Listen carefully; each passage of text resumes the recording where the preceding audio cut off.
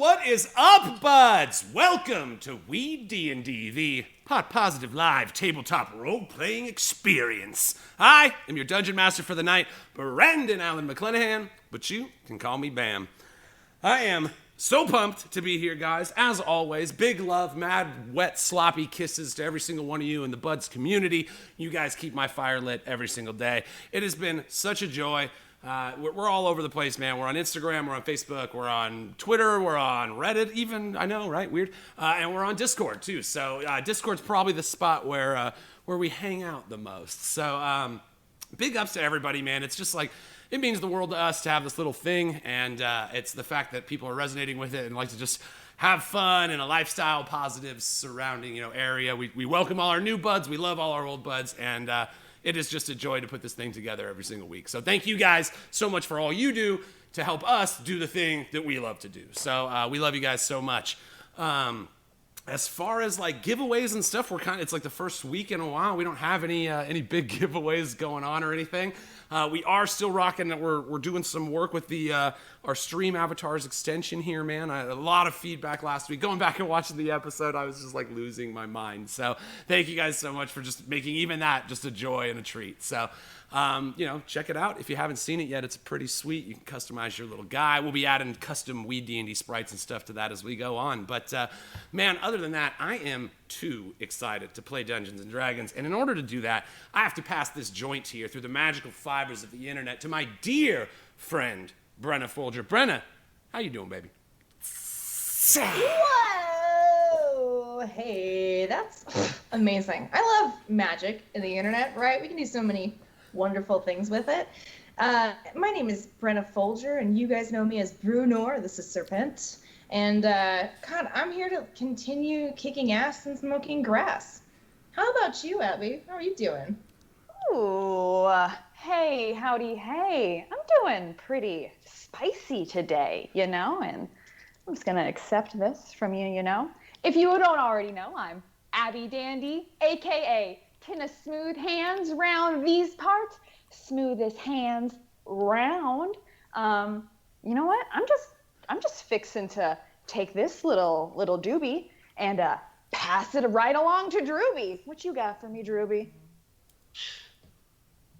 Baby Rhymes over here. Just getting it done, y'all. What up, guys? Drew, Thorcus the Dwarf. Fucking checking in. Papa's rolling hot. Wants to fuck shit up, drown some motherfuckers, win this war with the five. Just epic ass shit like every single day. Glad you're here with us. Passing it on over to you, best friend. We're here to fuck shit up. Oh, damn straight we are, best friend. Thank you so much, and thank you, buds, for being here. Jake Taylor again, as Riel Authorvan. Man, last week's session was just so much fun. I'm ready to have more of that motherfucking fun with my friends and my buds and my best bard ever, Gus. Yo, appreciate that, Jake. What's up? It's your boy, Gus Two Blunts Langley. Tonight I will be playing Divot, who's got the spark to keep you dark. Ladies and gentlemen, I'm passing these blunts back to my man, Bam. Oh man, it smells so good. It really does, man. That's not a bit. This shit just smells really good. All right, guys, we got a little ritual we like to do around here. Maybe you've heard about it, maybe you haven't, but we like to take a lighter, like this little bad boy right here, that says it's 420 somewhere, right? Like, come on, somewhere, right? Hold that bad boy in front of us. Make sure we're not going to light any of our friends, family, or household pets on fire, and go. Lighters up. Let's play some fucking D&D, guys.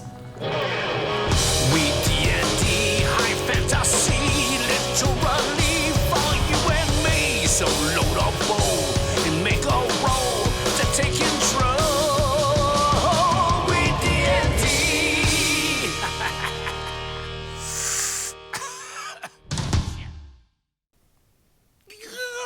So excited. Okay, whew.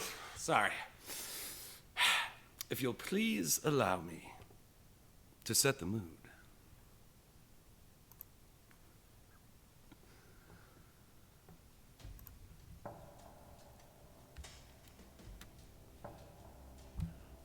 When last we left the Ferocious Five, the Fey War had begun. After being granted only a meager hour to prepare the innocent forces of the workshop, the Five quickly set to action. They devised a plan to bottleneck the forces of the sinister Queen Mab army toward the frozen lake, intending to blow the ice from below their feet. As the daunting forces of Queen Mab's army arrived to the battlefield and the plan began to take shape, the Queen summoned forth the Guardian of the Winter Court, a massive 50-foot tall creature made of dark ice who was immediately engaged in combat by Sir Curie, the Guardian of the Summer Court, in an epic battle that still yet unfolds. As the Spriggans soldiers marched onto the ice, the signal was given and the ballista fired, striking the bomb and detonating it in a massive destructive blast. The plan so far seems to be working. But can the Five prevail and keep the workshop from the clutches of the Queen of Ice and Shadow?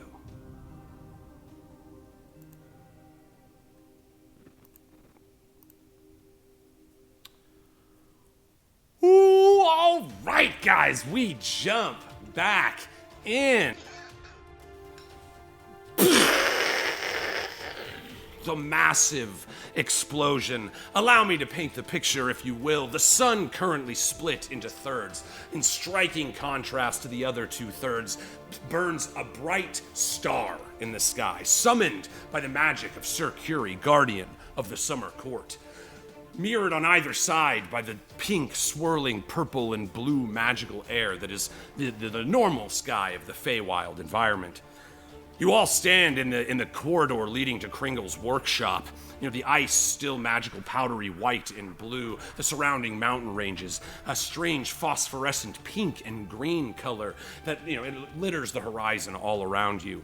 Currently, the great battle, the first battle of the Fey War that you now are engaged in. Your troops, the Chaboys, Brunor's protector unit, too blessed to be stressed. You're led by Tina Smoothhands, the Master Bait. We'll just leave that one. The Silent G's, led by our man Divot, the Lightning Dodger, and Powder up north, led by Rial Othravon and Powder. And then we've got, I don't know why they didn't, the Gnome Reavers, which are strangely missing from this initiative order. Initiative. Sorry, I caught that while I was saying it. But yes, I'm just gonna do that right now. Boom. This is exciting. Right it now, man. Good looking out. Yeah. Look at you. I smoked it, bam. Nice I know we catch. just did it, but I'm gonna do it again. Yeah, I'll yeah. Look it. Nice attention to detail. Man, I'll Catch tell it. you, I'm looking Yeah. at it, I'm like, do I say anything? I did. I'm glad I did, because this is, you know what? You're right, guys. Hell of a DM. Yeah, All you right. start the I'm smoke too catching excited. that. I'm too excited right now is the problem. Also, All right. good sleep. Everyone hydrate. Hashtag hydrate. Oh yeah. Hashtag hydrate. Don't forget to drink your water. Or your vodka. Or your vodka. As long as it's clear, baby.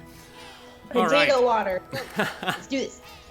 So, yes, and I apologize, as they were off of our initiative tracker, the Gnome Reavers, led by Thoricus Onyxheart and his general, Doink!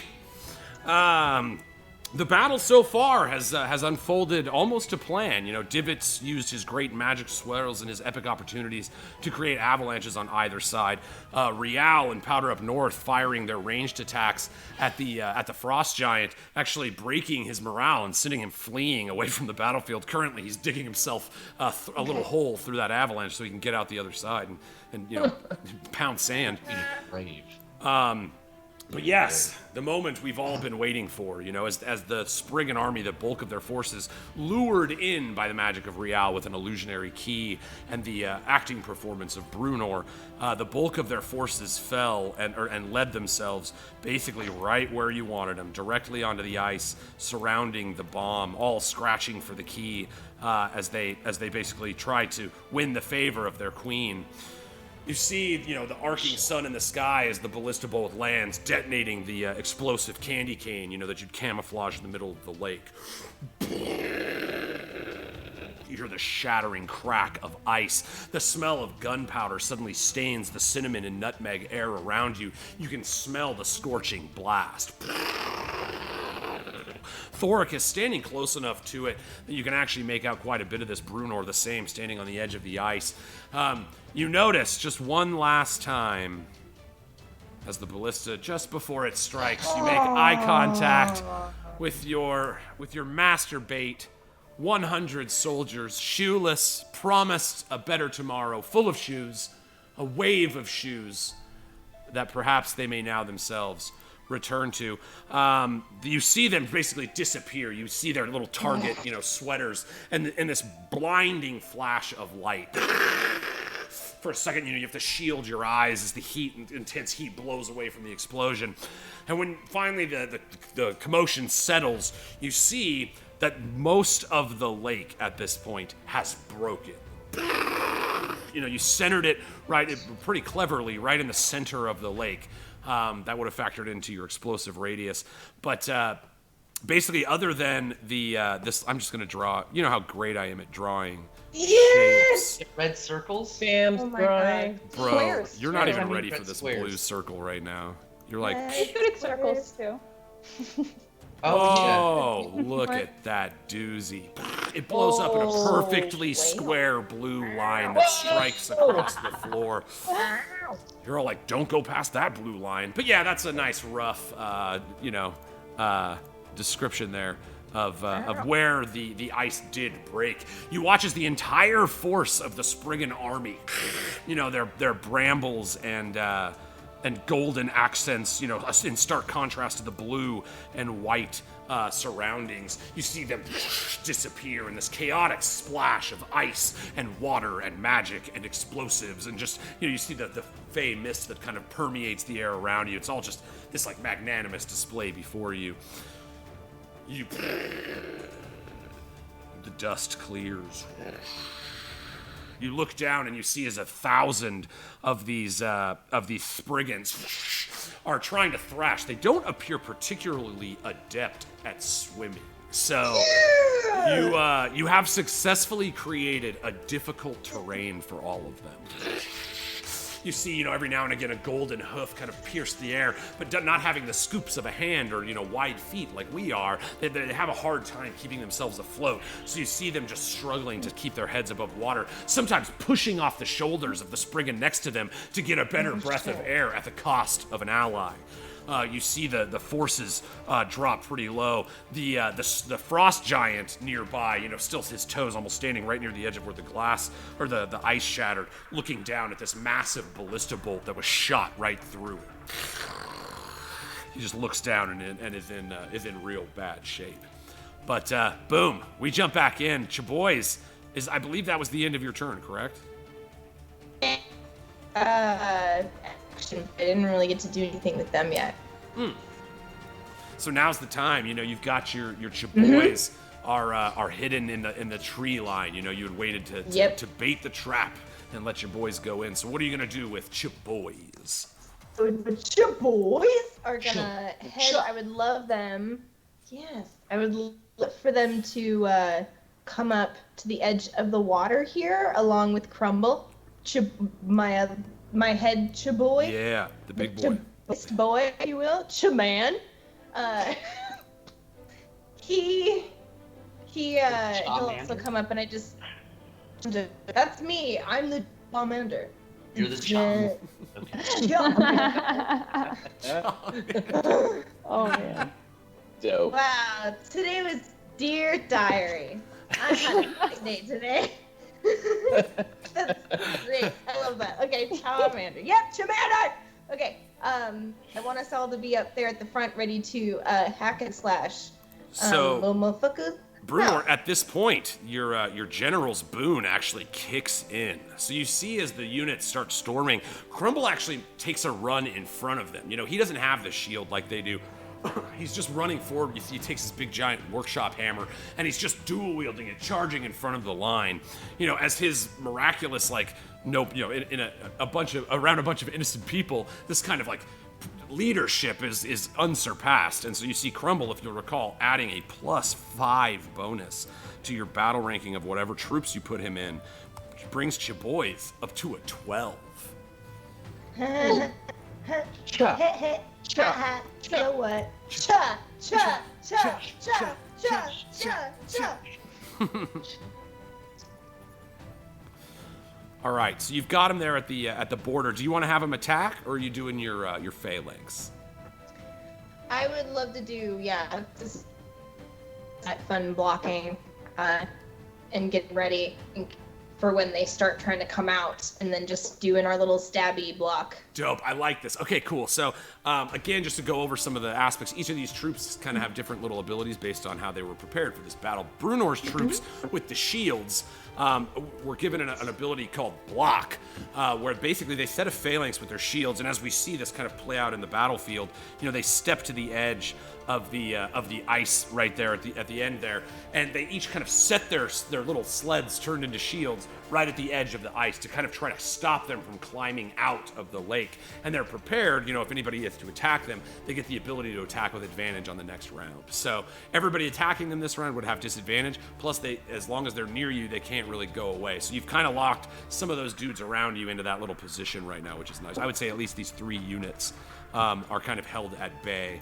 by your guys right now. So, and again, they can only move 1 square in this difficult terrain. So it'll be working out to your favor. They'll have the disadvantage, and your advantage will probably play out pretty nicely. But yes, again, not to take away from the image of 9 or 10 of these guys on the screen, but this is 1,000 of these Spriggans just thrashing around, and your troops stand pretty undaunted right in front of them with their shields ready, seemingly prepared like you had trained them to do. Guys know what they're doing.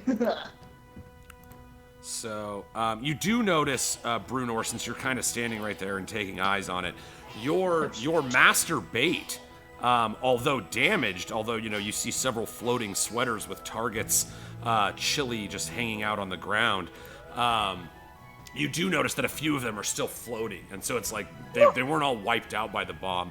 Their battle, I'll just let you know in mechanics wise, they have a 2 battle ranking right now. They're pretty badly damaged. Damn. Get those boys some shoes. Tough bastards. Damn. But yeah, you see a lot of the forces of the Spriggans. Again, they kind of melt when they die, and you just see a couple of these like glowing antlers kind of floating in a puddle of mush along the cold, icy blue water. But yes, so that's Chaboys.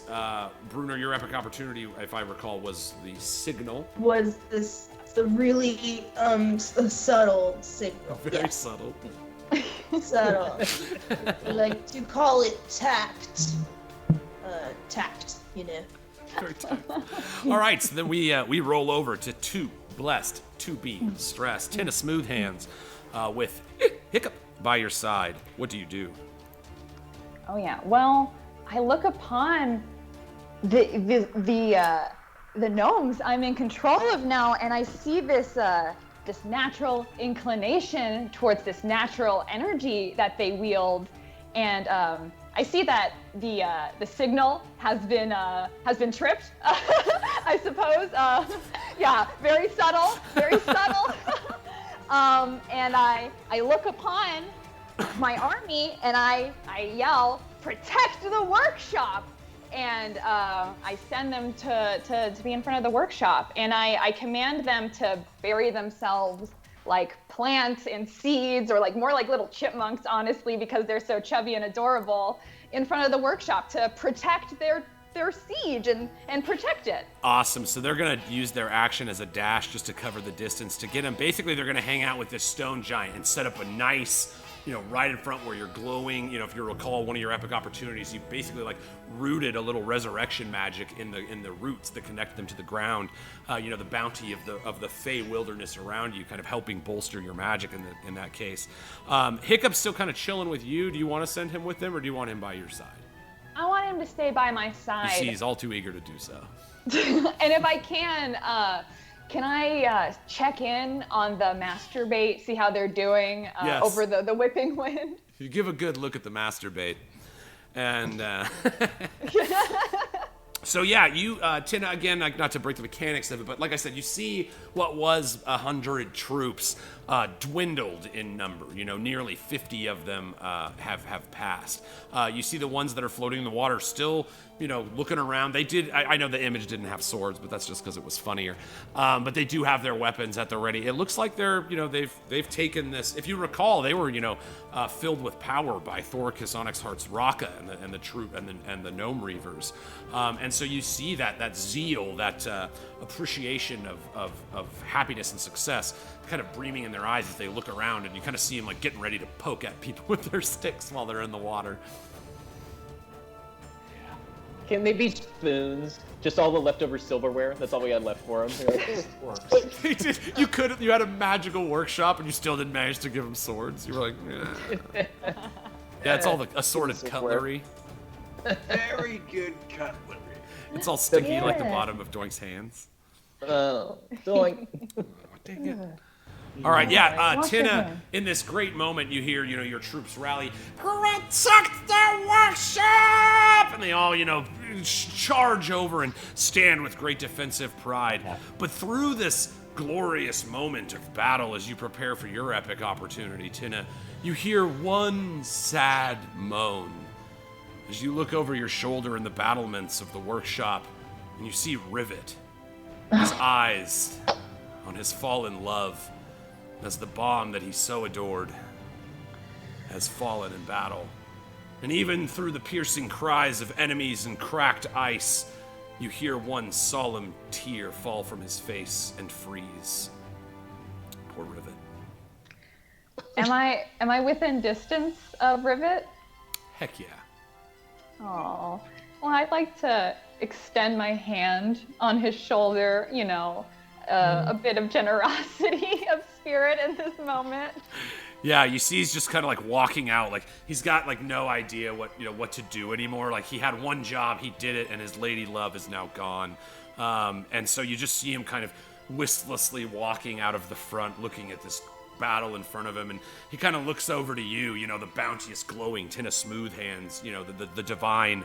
And yeah, you have this moment to connect with him. Is that what you want to use your epic opportunity for? Yeah. Okay. Yeah, I Awesome. definitely like to cheer him up in this moment. I think I have some leftovers from that big feast the other day, so food always makes everybody happy, right? So I fiddle around, and I think I come across a fried mole egg or something, and I don't fully know what's wrong with him. I don't need to know what's wrong with him, but I extend it to him and say, it'll all work out. He looks up at you, you know, he uses his little clam hand to grab your offered bounty. He looks up at you, and you see, you know, the eye that's kind of filled with heartbreak as he looks around lost. That same experience, Tina, that you've now noticed you having more and more, as he looks up at you and you see the pupils of his eyes dilate as if he's, again, looking on a saint, or, you know, that this warm light that permeates off you as if you were glowing in his eyes. And he looks up at you, and you see him kind of like fill with steely resolve, and he goes, "You know what, Tina? I've got an idea." And he runs into the workshop. I follow right after him, if I may. Yeah, absolutely. You know, you guys kind of run past your own forces. The two blessed to be stressed and the one stone giant, you know, kind of holding down the base. You see the kind of glowing pools of magic at each of their feet that you've imbued them with. You run through the double doors. Before we run in too far, I run over my shoulder. Hiccup, you're in charge, and then I run after him. Yep, yes. Yep. And then you see, he kind of takes a deep breath and turns around. He's like, "All right, men, it's time to prove your worth!" And they all cheer. Awesome. So yeah, you're running in. You're yeah, absolutely. You're kind of like running through the you know, again, immaculately wooden carved walls of the workshop, and you see that Rivet's headed back over to the area where he was doing his forging. So you and him kind of run back that way, and he starts like spilling over boxes and opening barrels and like pulling out a bunch of things. And he looks at you. All and he goes, of a sudden, I get that thrill I used to get when I was robbing things and shaking people up, and I feel electrified again. But I'm in for this. All right, so you see he's like, "Hey, Tina, what do you do when something breaks? You either fix it or you build another one. And you see him, he starts taking this barrel and emptying it out, and he's grabbing all these various like powders and gels and things, and just like mixing stuff together, and it looks like he's building himself another bomb. And Tina, this electrical fire from this mischief, that crackling energy of the Feywild kind of imbues your fingertips, and you see as he's mixing this like poultice together, like making what's gonna be the core of this bomb, your own divine energy is one of the ingredients in this bomb. So yes, your epic opportunity, you have helped him create a giant holy bomb. Whoa, damn! That's crazy!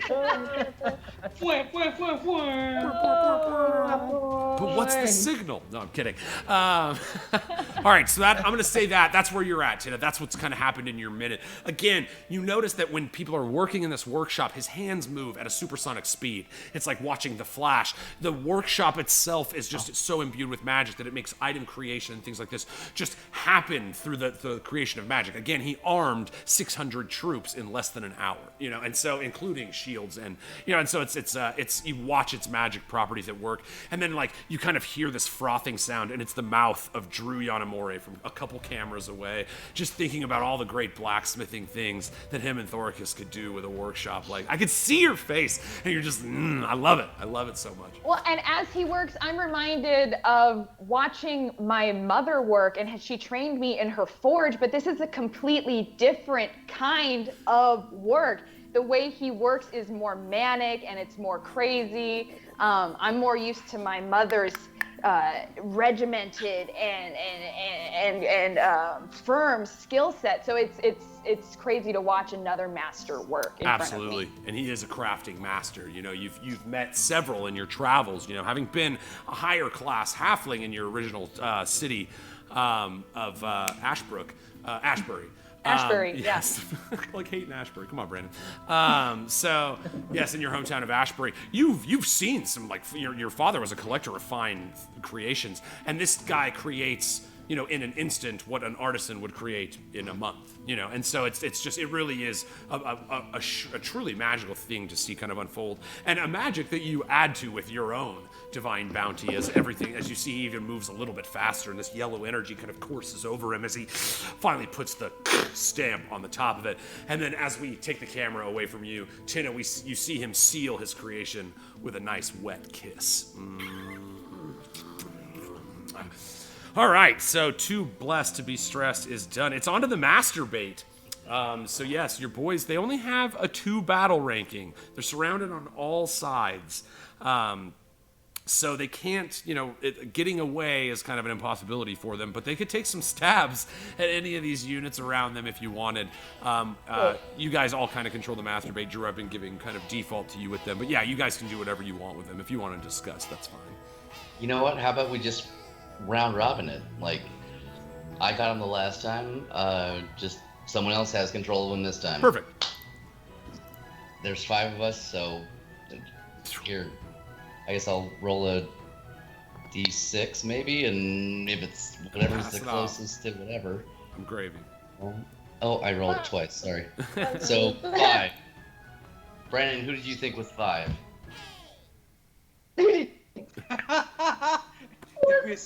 What does 5 mean to you, Brandon?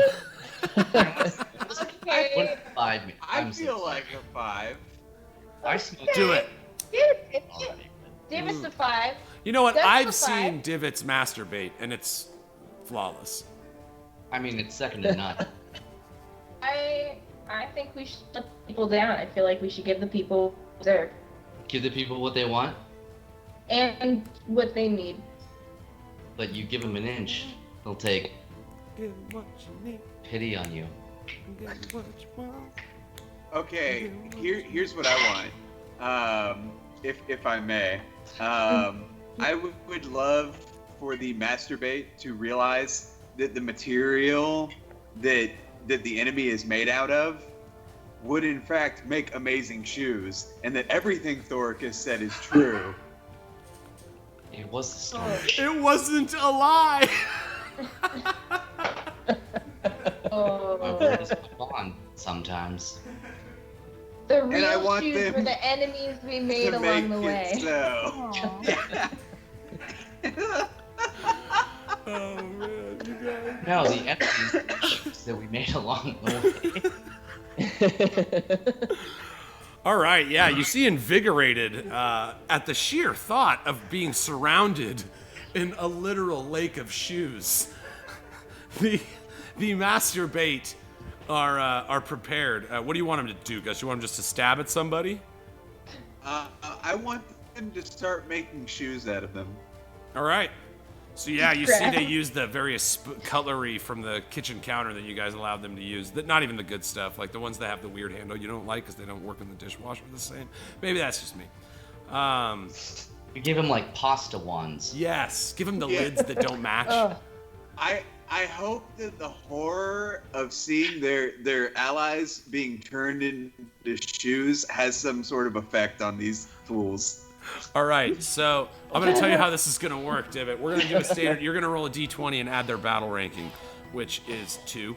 I'm going to add the battle rankings of them currently, which is depending on which one you attack. I think they're actually these ones are all at 5 because these were all hit by you as well. So yeah, they would get +5 to this. Now you don't really have advantage. You're both at disadvantage. If I'm being honest, because you're floating in water. So roll another d20 because you might get a 1.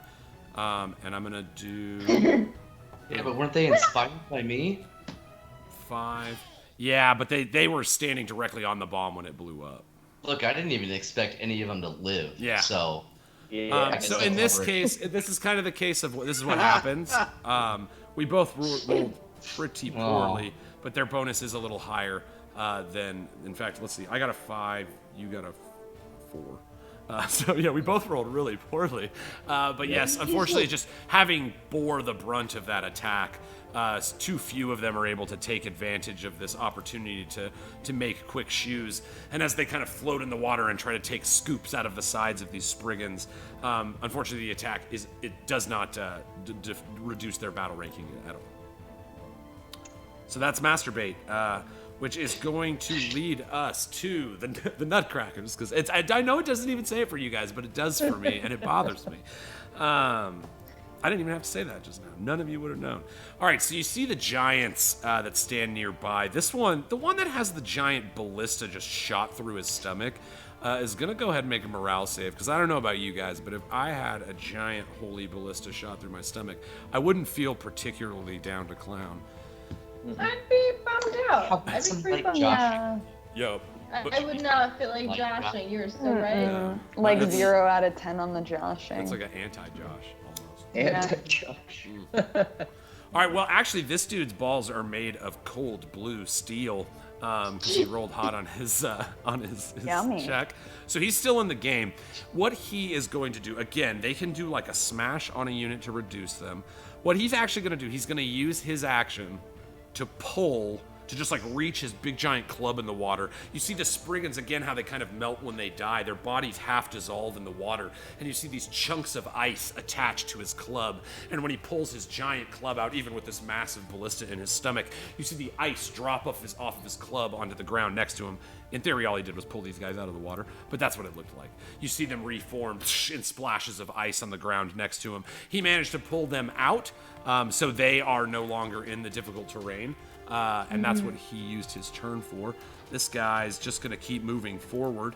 The one here is successfully run away. So you just see him finally, Rial, you and Powder up north, watch as he's like digging through this avalanche, just like taking huge scoops of snow and earth as he's trying to get away from all these 1,000 little, ice picks shooting at him from the woods. And so he finally manages to like dig a little path through and he sprints out, but he's running so hard that the pathway that he cleared like refills with snow behind him as his tremendous feet shake the ground. You see the avalanche, the area of the northern pass still blocked off, but this guy has taken off. And then the one dude that was in the southern pass continues to advance, but he's still too far away, even with his rock throw, to do anything, which leads us to the stone giants. Get them, boys. Well, or whatever you identify as. I just, sorry. Whatever they are, they're far away. Yeah. I don't think that they're in range.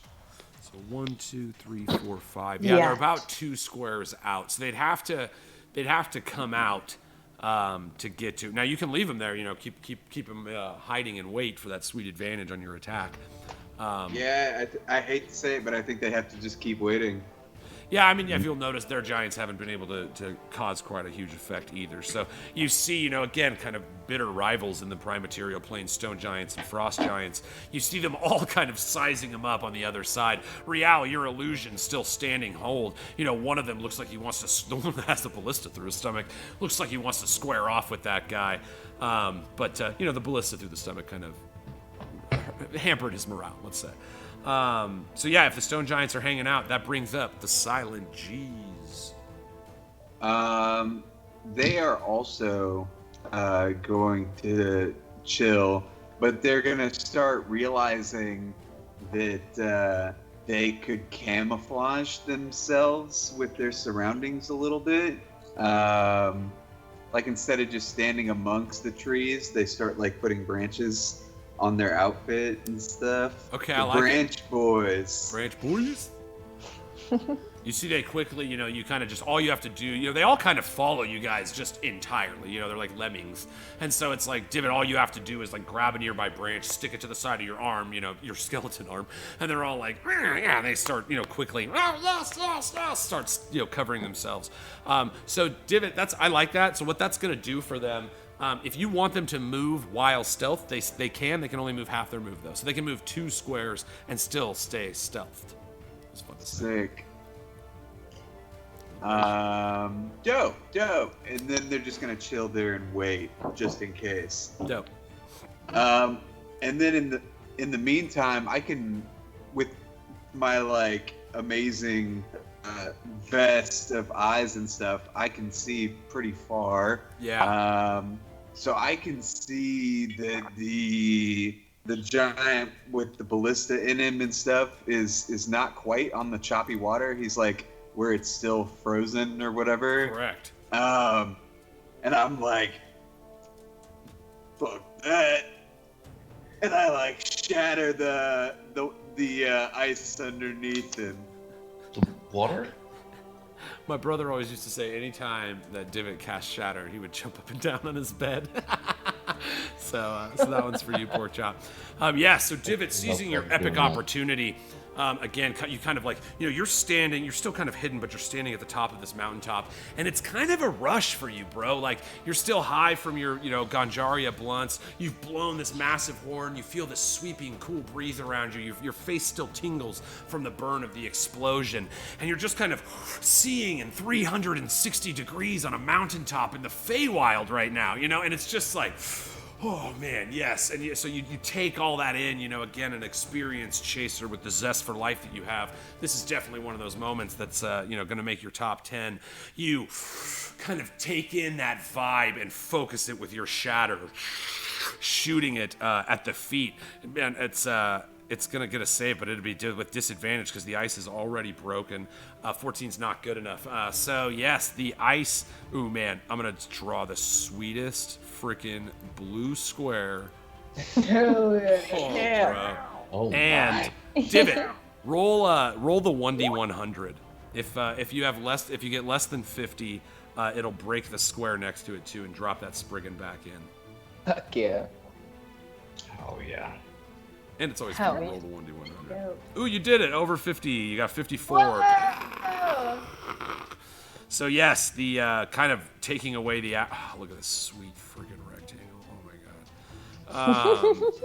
You see that you've extended the range of the broken ice as you see the big, giant, massive body.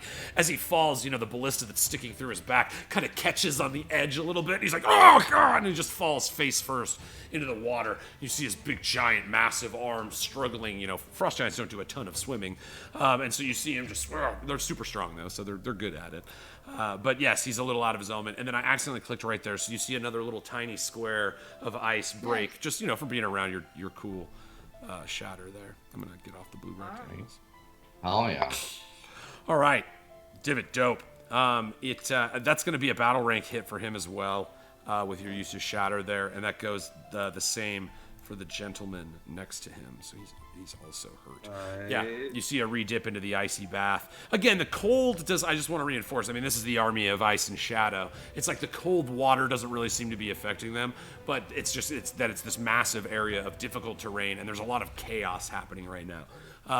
You can see they did not think that this is the way that this was going to go, based on how they came in. Again, Thorcus, you've examined throughout the whole thing that there's very little tactics going on their side. And again, you kind of glance backward to this dome of black and golden energy, where inside the two guardians, one of the summer, one of the winter court, are still doing battle. So much magic that you can barely see through it. Just flashes. So yeah, there you go, dude. Silent G's are done. That's gonna be the Spriggans. All right, so they are in a bad way right now. Let's do the three first with you, Brunor. The three are like I said, they can't move past because they're engaged with the Chiboys. So they simply, the best thing they can do at this case, the three of them, each with disadvantage. So an 8, that's not going to be good enough. A 7. And so 2 7s and an 8 for their attacks. They're adding 5, so that's 12, 12, and a 13. So go ahead and make 3 d20 checks, 6, I'm sorry, for the Chiboys battle right here. You see us 300 of these. D20? Yeah, give me 6 of them. I know it's a lot, but I'll keep track Cool. of it. Damn. Rolling the dice. I got a 16. I got an 18. Oh, I'm sorry. Actually, I only need the first 3. They get advantage on their next attack. I forgot. I have a 16 and 18. Dope. And a 12. Nice. So actually, you beat them in all cases. You're 16. Oh, gosh, and you have plus 12. That's 28. That's over 11 on 2 of the 3. So they take 5. That's enough to defeat them. You see... Oh, no, I'm sorry. I'm so sorry, guys. These are my mechanics, too. The attacker... If the defender wins, nothing happens. So they don't die or anything. They just beat them. They're standing on the edge of the ice. The attacks and the claws and the swinging strikes from the forces in the water just clank off the shields of Chiboys. Cool. The other ones are going to take their move. Now they only get 1 square, but they're trying to spill out the other side. This one here, boom, boom. These two do manage to get out of the water. So, but that's their move. Brunor, again, they're really only battling the units. Your token is more just there to show your guys' position on the battlefield. So you're not in any particular threat that your unit is not right now, So, but you do see as a couple hundred of them are managing to claw and scrape their way off the ice. Another couple behind them.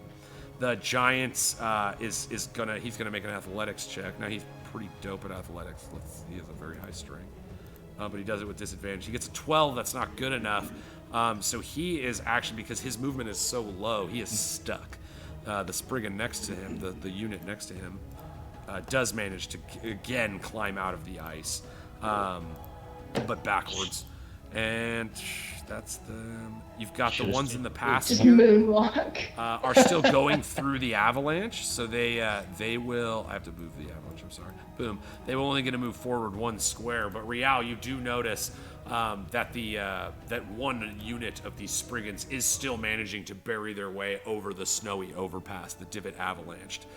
So you do have a unit coming at you on that side. They don't see you. You guys are hidden.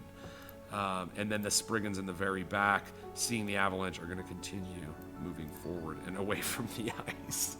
So that's the Spriggans, which brings us to Powder up north. Yeah, I love where these guys are positioning themselves. Yeah. Fucking idiots. I love it. So dumb. They just saw a giant run past them, and they're like, whatever, and keep going. Wait, are they wearing dumb, stupid head shame scarves? Or I think so. Let's see. I just Maybe feel not like on they this had graphic, gotten but yes. Yeah, they are. Dummy have shame cloths. Yeah. Shame cloths.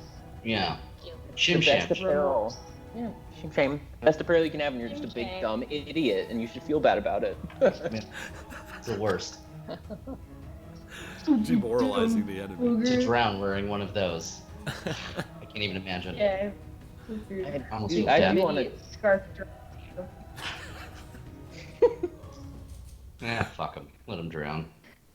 Drown in shame Drown in We shame. shame the fuck out of and Dumb, dumb. regret. I hope it wakes you up in the middle of the night thinking of the stupid thing that you said that one time to an ex, and you're like, why did I ever even say? And then you done that for the rest of your life. Forever. Oh, Dumb. no. Shame scar. Sometimes it happens. What? Shit? All right. Powder up north. Real and Yeah, your yeah, epic yeah. opportunity as well. All right. So overall, we're definitely gonna roll up on the coast. So I want to start attacking, especially these ones that are trying to get out. I want to get them towards the phalanx, so they're between a rock and a hard place, either getting hit with the picks or bashed with the shield. So if we can tighten that. There's only the one unit, and I'll keep an eye on that for sure. But compared to what we're trying to, let's just condense them. So do you want to pop out? You're still you have a 3 square, so they'd have to kind of hop out to do it, and then maybe they wouldn't be able to make it back to the trees. They could still stealth, but they wouldn't get the advantage from the trees.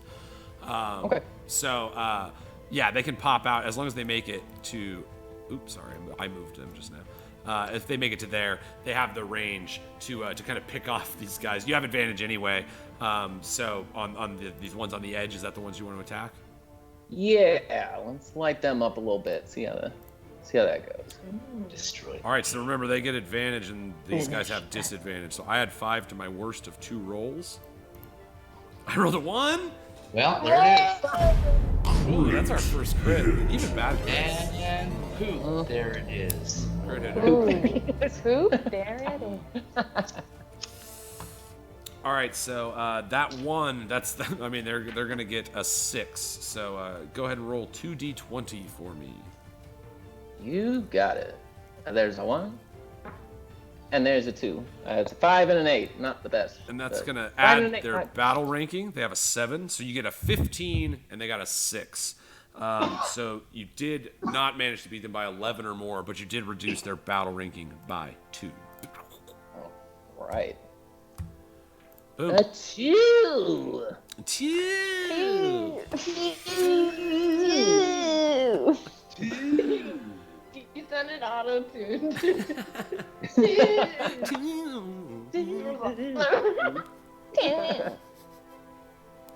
All right, so that's Powder Up North. Real, what about your epic opportunity?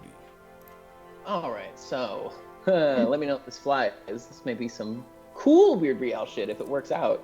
Real's weird shit. Doesn't always work, but I still didn't all make right, the sound. I keep saying I'm gonna.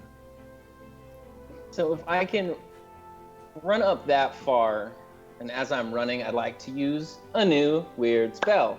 So I want to cast Alter Self. Okay. And as I approach the water, I want to morph into almost like if you think of the Zora from Ocarina of Time, like an Aqua Real. And Vaporeal. so do I also get to layer on the natural weapons? Because I'd like some sawfish, the fish with the big dumb nose, but it's all pointy at the end. They're made of wood, so if I can get some sawfish blade hands, Yeah. and then a fin ass head, so I can adapt in the water. I've got gills. We can start pushing them that way and hopefully scare the shit out of them. That's gonna awaken something in Bruno for sure because she hasn't seen another sea person in a long time. Yo, you swim good. Whoa. Yo, what kind of gills you got though? Right? Yeah, she's like, whoa. All right, Michael Phelps. Hey. All right, yeah. So Real, well, I love it. Absolutely, you can.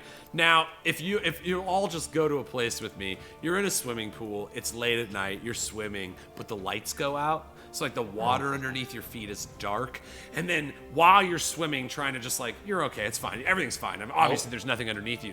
You see this giant guild man with razor claws jump into the water underneath you. That's basically what just happened to all the Spriggans in the water in the lake. They see this monstrosity, this aquatic doom creature morph out of the skin of Rial, just to add to, he's a master illusionist. He works really well with illusions. And so you literally see his own skin peel off as this form of this aquatic Vaporeal, if you will, jumps into the water. I'm going to give him morale checks here, Rial. 1, 2, 3, there are 4 in the vicinity. 2 of them are going to fail and lose a battle rank. Boom. Out of their morale pool. So there we go. Boom. 2. Nice. So yeah, you've managed to scare both of them. Rial, as you jump into this, it's the coldest water you've ever felt, but your magic's so adept at actually altering the mechanics of your body. You just feel it like a nice, cool, icy, layer pressing against your face as you course through the icy water, clawing, at the feet of these Spriggans, kind of adding a little spoopiness to their dark, frozen ice water experience. But yeah, freaking sweet, Rial. Can I thank you for the finest compliment ever? Aquatic Doom Beast. That's like the nicest thing I've ever been called. I hope you all find your own aquatic. Protecting you from the cold. Boy, I mean, you're almost always frozen. Anyway, so you're so used to being frozen. He's currently frozen for me. I don't know about you guys, but yeah. So yes, as you jump into the ice water, your handsome face is frozen in place. That rhymed. That was fun. Good rhyme. Good rhyme. Never looked better. We were all here for it. It was fun. All right, Gnome Reavers and Thoricus Onyx Heart. What do you do? Well, that's a good question. I can move 3 squares, you said, or 4? 4. The only ones that could only move 3 are the giants and the protector unit, because they have the shield. Oh, okay. So yeah, you guys all have a 4 square. 4 square. 4. God, can we go play 4 squares eventually? I just want to play 4 square again. Oh, yeah. We all play 4 square. With poisons. You're allowed to play So poisons. fucking bad. You know what? Fuck this. Let's just go play. Guys, let's just go play After right intermission, we're just playing 4 square. I have It's a chalk. socially distant activity. Oh man, but through Far cameras. away. Bouncing the ball at the camera. Be terrible. I can't until we're all live. We rush out of the studio to play 4 square outside. We're like, let's go. Let's just go right now, guys. Just a quick quick roll, match. yeah. Just a quick couple rounds. Just roll camera, whatever. Do it. We can't. How come we're not outside doing this right now? Oh yeah. Play 4 square. That's from WeeDnD. Yeah, guys. Yeah. But Not maybe fun. not right now. Exactly. We got to get big 4 square first, and then it's all ours. Yeah. Big Oh, 4 yeah. square. On board. big ticket. Goals. It's done. Sponsored. So anyway, what I like to do? I'm so sorry. No, God, I'm just stalling so hard. I actually. Oh, damn it! I hit the wrong fucking thing. All right, it's Same fine. thing. Drew, same thing. You notice that Doink's ability to inspire the troops around him engages that +2 to their battle ranking. So they now sit at a 10. Drew, A this is 10. crazy. My fucking Doink. 10. I mean, who wouldn't be inspired by a man with such charisma as Doink? I mean- Let's bring him up. I'm sorry. I feel like you're just not really. You Yeah, just gotta can see. we live with doink and No. doink? Gotta see it. That is a Believe leader it. of men. Look at him. how sticky. Wow. Yeah, his other hand is always sticky. Here, I have another picture How of him. I'm gonna bring that. cockeyed and buck or missing tooth or sharp toothed and Aw. bloody rolling pin he is. How the fuck did I get doink? How You can you didn't say no want to that face? people. Doink is nice. It's His fine. sticky hands. Oh my god, was he Yeah. sitting on boxes? What the fuck was that? Yes. Then the one says this side up, but it's the wrong way. Silly. Doink. Doink. Oh, Doink's at it again. I love Doink. I love Doink. I really do. Da da da da doink. Doink. Little sock shoe and his patchy jacket. Oh. Oh, Solid ass like hat.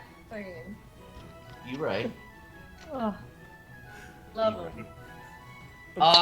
This is my fault. I know it. So I'm gonna move all. Can I move all the units, right? Yeah, the unit here, your gnome reavers, that's 100 guys in that little square. So yeah, they would move all together as one. Again, I understand it's like it'd be dope to have a little more in this kind of simplified version of this. You know, in a bigger battle scene, you would have more troops to maneuver about. But in this case, you each have your own regiment or your own unit. Yeah. Units. Unit. Gotcha. So yeah, I think Come I help think I me moved my stir guys. this. Wait, Come what? help me stir this stabby soup. You know what? So I moved my unit and myself.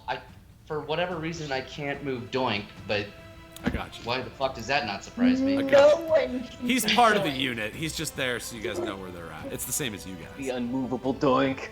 Right. So anyway, yeah, we're gonna get to the edge of this again, beautiful blue square. My God.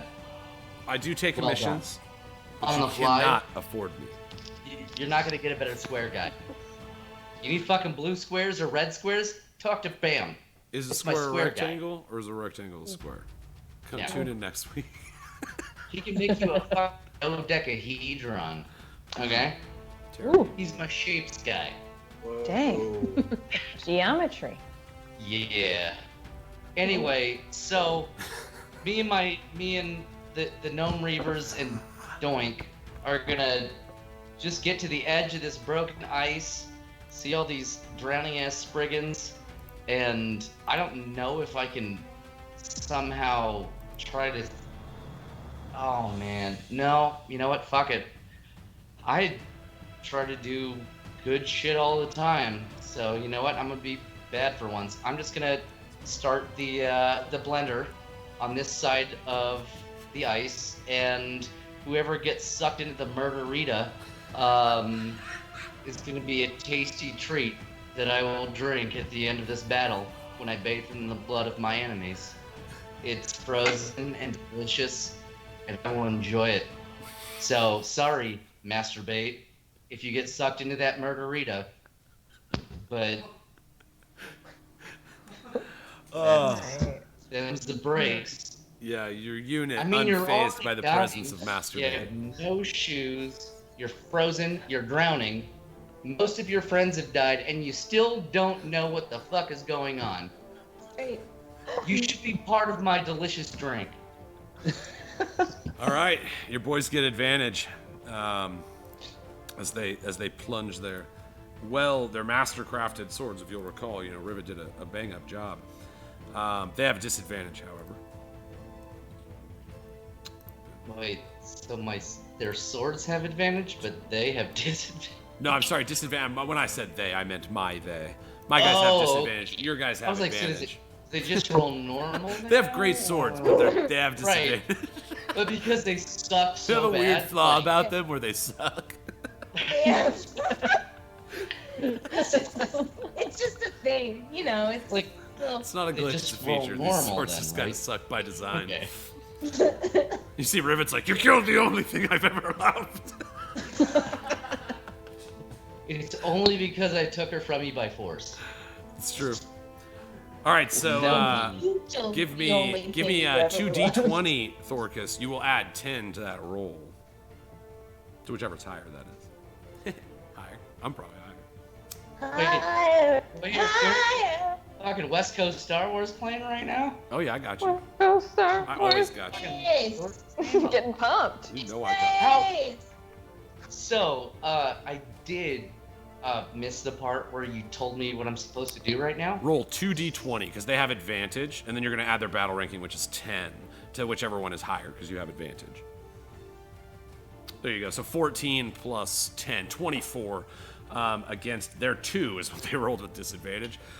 So you actually did. You managed to beat them by more than 11, which means they take 5, and they're only at 3. So Thoricus, you watch as the Reavers, again, fully in tune with the Raka that you had taught them, connected even more so than the Master Bait because they were near you. They felt the glory of the Raka permeating from you, and you see and I as feel they're. bad about that. I do. I feel bad Right. that I inspired people that I just thought were gonna die right off the bat.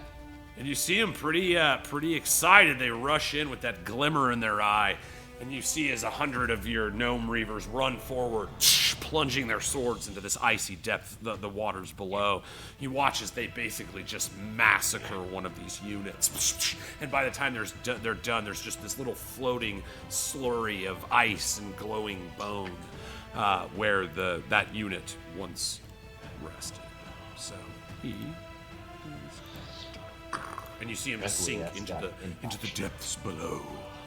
And if you recall, the Gnome Reavers, tasting the sweet taste of victory, have their special feature is that they gain +2 to their morale whenever they defeat a unit. So you see that I don't want to call it bloodlust, but the fury of battle, that both the Raka and your own magic kind of imbue. You see them as they burst up to a 12 in battle ranking. Truly strong, stronger than even the giants. Damn. What about your epic moment, Thoricus? I'm sorry. It's the turn for my moment. Epic opportunity. So there's just one of those units Near the edge, yes. Died. Okay. Well, I already moved though, right? So I can't. I mean, I can. It's dash, like I said, it's part of your epic opportunity. You are not really moving. You're with your unit. So where your unit is moving is kind of where you guys are positioned.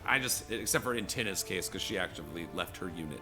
But it's like for the most part, where your unit is where you're at. And with your epic opportunity, like I said, you're not limited by that boundary. Right. Okay. So I was here. Right? No, you're right. You're where your unit is. You're right there. Okay. Well, let's say I was more on this side. Yeah. I was always standing to the right a little bit. I'm with it. Okay, so I was right here when I watched my boys just fucking get in there and they made Papa so proud. And I was like, yeah, you guys fucked them up. And I love that. But now I'm moved down here and Papa's gonna show you how it's done. And just try and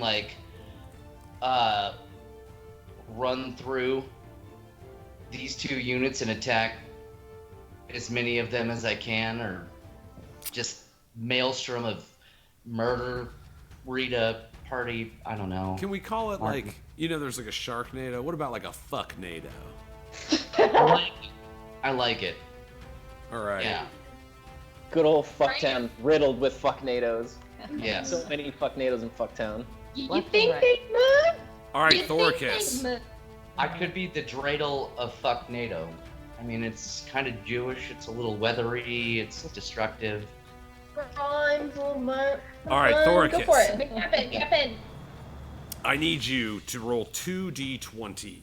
So you have All right. advantage for this. Boom. All right, so 17, nice.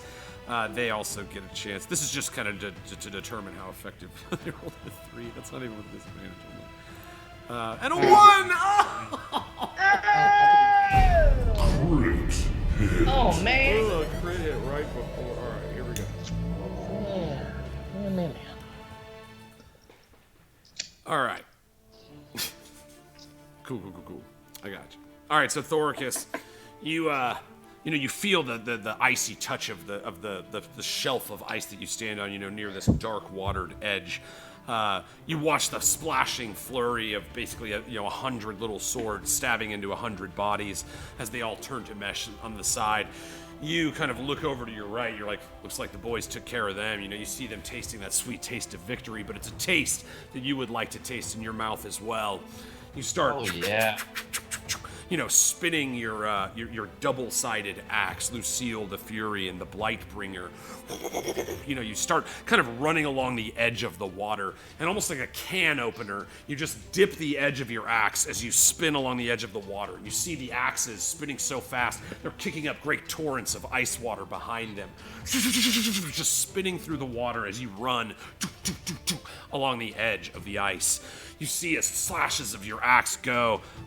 They each, that one is kind of bad news. You watch as you start to splash up so much water that it starts to spiral in this little tornado of ice and water. And just like you did with the fires on the bridge in Buraka, you jump into the middle of this tornado. You just keep spinning your axe faster and faster, almost in the same, you know, alacrity that a rivet was working in the workshop. You see just a flurry of the two-sided axe spinning inside the core of this tornado. You watch as bits of bone and ice, the ice hearts of these Spriggans all surrounding you, are just diced into shards and pieces in this massive fucknado.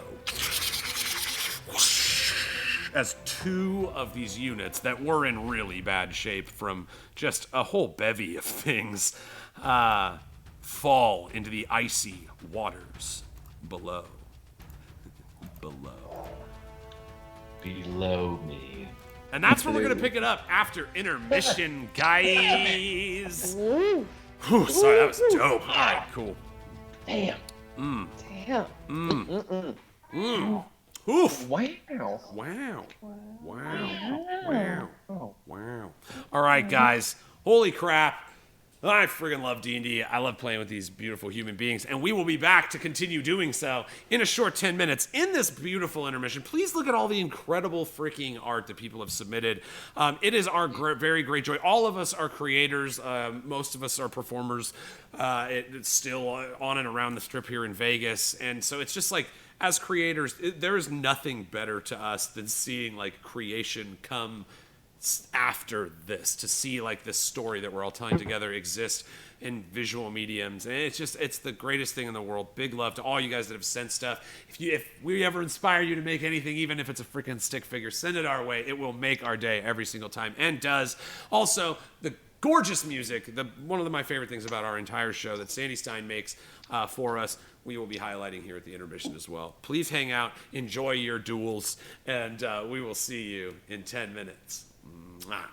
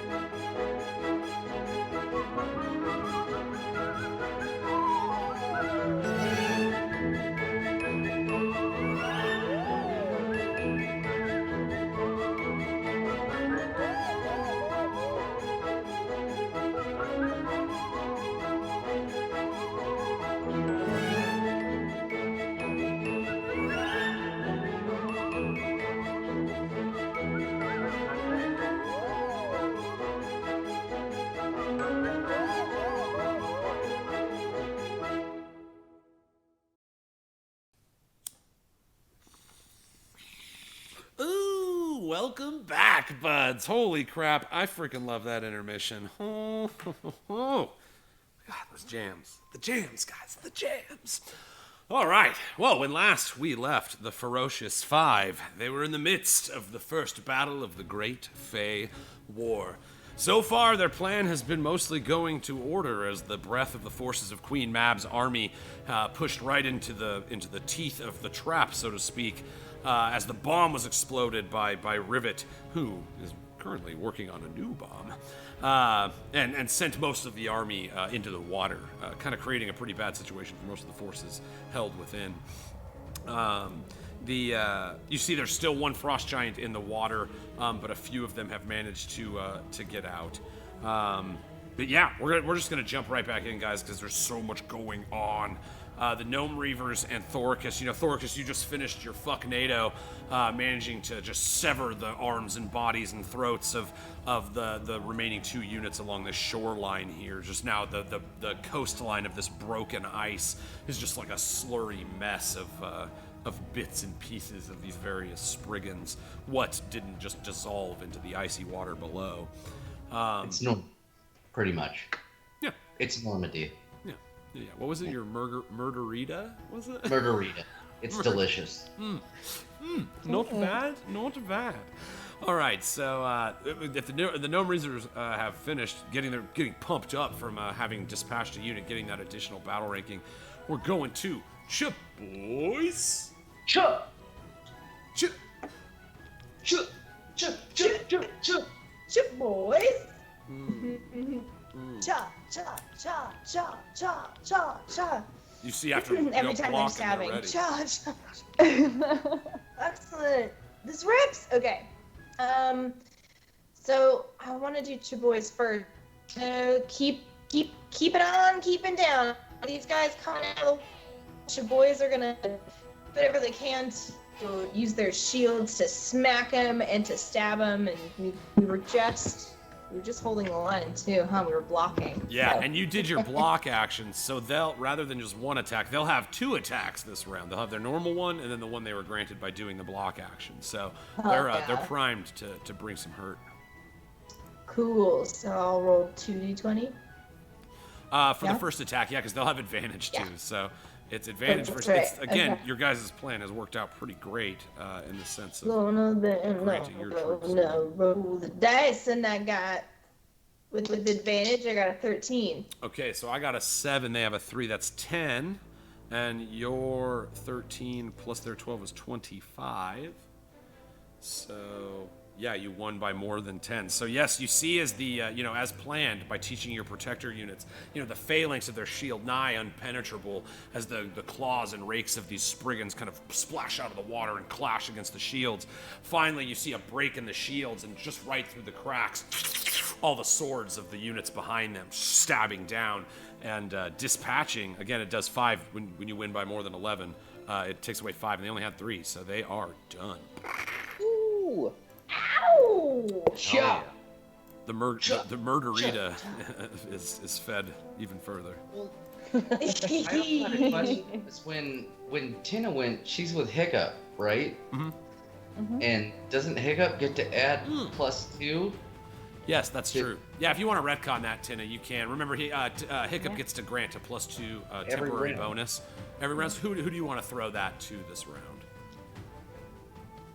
Ooh, that's a great question. Well, Brunor, indeed. All right, sweet. All right. So yeah, we can. They won anyway, so we'll retcon that in there. But yeah, so they won by more than 11 and dispatched that unit. But again, they have a second attack. They get the sting attack as part of their block action. So which one of these units? It's got to be one of these 2 adjacent to them right here, Brunor. Which one do you want to attack? The one in the water or the one that got out of the water? That got out. Okay, cool. Utilizing your advantage with the sting attack, very nice. Nice I got tactical move. 15. All right, and again that's plus 14 because of the temporary boost from Hiccup. No. So that's a 29. Let's see what they get. Ooh, crit! Wait, do they have disadvantage? Disadvantage. No, because they're out of the water. They don't have disadvantage. No, because they blocked. They blocked before. Per unit, right? Yeah, and this is the special attack that they get advantage, but the enemy doesn't get disadvantage. Right. They did get disadvantage. So, because they're not in the water. The ones that are in the water still are imposing disadvantage. But the ones in the water also can't move at all. So it's like, it could pay off either side. What's funny, it's like a crit isn't a game changer. It does double their power ranking though. So they are not particularly strong right now. They only have a 3. That makes it a 6. So they have a 26. And you got a 29? Yeah. Yeah. So you actually won. You won your attack. You deplete them by 2. And they have to make a morale save. Great losers. No disadvantage on that, I'm sorry. So they actually pass. They don't run away. They're in real bad shape. You see the units themselves seem mostly near doom, honestly, as they just take the breath of this phalanx scorpion attack where the swords come over the shield and stick against them. But yeah, real nice round for you boys. Sure. Sure, boys. Your boys.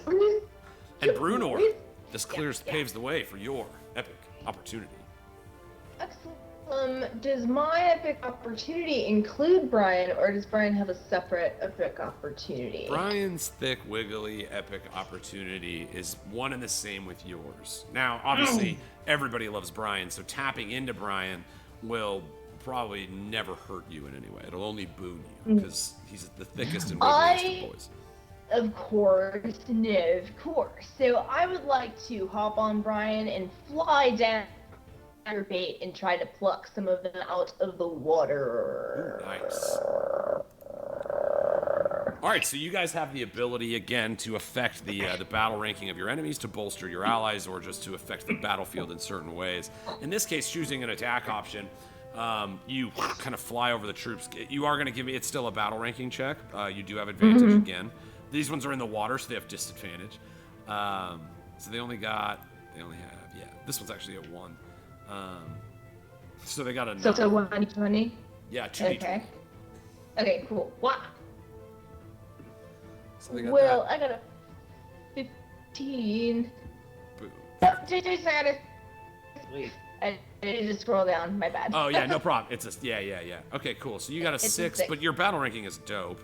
So you and your unit are one and the Yeah, same. So you get the plus 12. 14 to your 6. That's a 20. Yeah. And they only got a 9, so you beat them by 11 on the dot. So yes, Brunor, you're gonna wipe him out. Just how would Brian the Crocodile and Brunor the Serpent Slayer, dispatch these remaining 50 foes out of this unit of 100? So I hop on the Brianator, the thick wiggly boy, and I have my sword out and I give him a look, and then we kind of make eye contact, and we're like, right? And we're ripping and we're making our way across the ice. And what I'm just gonna do is have my sword out. He's gonna have his tail and his bite, and we're just through them like crazy, kind of get ourselves in the middle of them and slashing them in their throats and in their scrotes, and also bitey bites all the way as well. Oh yeah. Yes, Brunor, you know, the wings of Brian the Crocodile, raise you into the air, and almost like a high diver before the great jump, you look down on this body of water below you, and it's like, oh, baby. You feel yourself froth at the tip. It's like you haven't been underwater in a while. And so you see Brian with the same urgency, just tips his wings back, folding them behind his shoulders, and you guys just dive into the icy water. Your gills activate. You can breathe. You feel that sweet flow of what it's like to breathe water rather than air. It always feels like a better balance to you, like your body is more suited for this environment. Even the icy chill of it is refreshing against yours and Brian's skin. Sticking out of the side from your hand, the arcing green runes of Angelo, Blade of the Keeper, kind of skimming through the water behind you, cutting off various hands and feet. And you see Brian just manages to let out this one great burst of the green fire underwater, and you watch as these dueling elements, fire and water, swirl in fury before him, adding to the murderita, and the remainder of this unit is turned to mush. You see this big soupy mush of what remains. As Brian and you splashing in and out of the water, jumping up and slicing. You jump off his shoulders and you both dive into the water and rejoin each other in the water, swirling around. It's truly an epic display as the water warrior returned to her element at last. Yes, I am. I'm slowly making my way to the master bait so I can help them, or whoever is left. Sweet, yeah. Yeah, you can, if you want, you could do, like, with your epic opportunity, you could do something kind of cool, like, try to take them over as well, like, be their general, because you know how they're, like, the unclaimed unit right now. You could, there's some breadth in there, so keep it in mind for maybe your next epic opportunity, something in that, whatever you want to do, but that is an option that is a little outside of the standard D&D fare. Gotta love options. All right, Tina, your units are up. The two blessed to be stressed standing in front of the door, still kind of bracing for for any stragglers that may sneak by this massacre going on in the middle of the ice lake right now. You currently are standing with Rivet, but what are your troops doing? Are they just staying posted up, holding fort? Yeah, my troops are staying strong, standing guard in front of the workshop. But me, is Rivet done? Yes. Yeah, the camera comes back and his lips are still pressed against the wooden frame of his new, his beauty. And he just writes, on the side of it in just this like crude black paint, Bertha on the side. Oh, she's beautiful. Yeah. She did. I would like to, if I may, communicate with our battle master Thoricus over these whipping winds, and I'd like to inform him of Bertha's presence. Boom, yes, the thaumaturgy of Tina Smoothhands, echoing through this small corridor, carrying her words on the wind. Thoricus, you hear basically that there's another bomb up that could be used, a holy bomb. Wow. So, just something that now you're aware of. If you have any thoughts for that, feel free. I got a shiny toy for you, Thoricus! Ooh.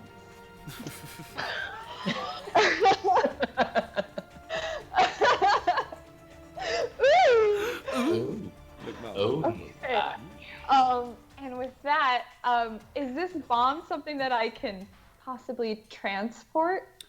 So you could fire it from the ballista if you wanted to. If you wanted to use your epic opportunity to do something dope, like fire it yourself, heck yeah, dude. But yeah, you could also fire it from the ballista. He would just have to get up there and shoot it. Could I? Okay, I have a mission for Hiccup, actually. I was thinking that Hiccup could carry it over to the island, but he would have to shoot it out of the ballista? Yeah, it's like, because just to go, it shoots farther than Hiccup moves fast, if that makes sense. You know what I mean? Like, he can shoot pretty much to as far as halfway into the ice lake, whereas Hiccup can only move a total of 8 squares in his turn. But this, okay, I got it, okay. I exit the shop and I find Hiccup and where is he? Where do I find him? He's with you. Like, you come out of the front, you see he's kind of hanging out with the troops, helping them hold formation. They're taking the position, the ready to action. So if somebody moves into their space, they're going to take the opportunity to attack. So you see them all just standing there, and he's kind of just like looking at scrolls and paperwork and examining the battlefield, hiccuping and just kind of like trying to formulate plans. This is also a point you could grant his +2 bonus to somebody else if you would like to, or if you want to just keep it on Brunor's, you can.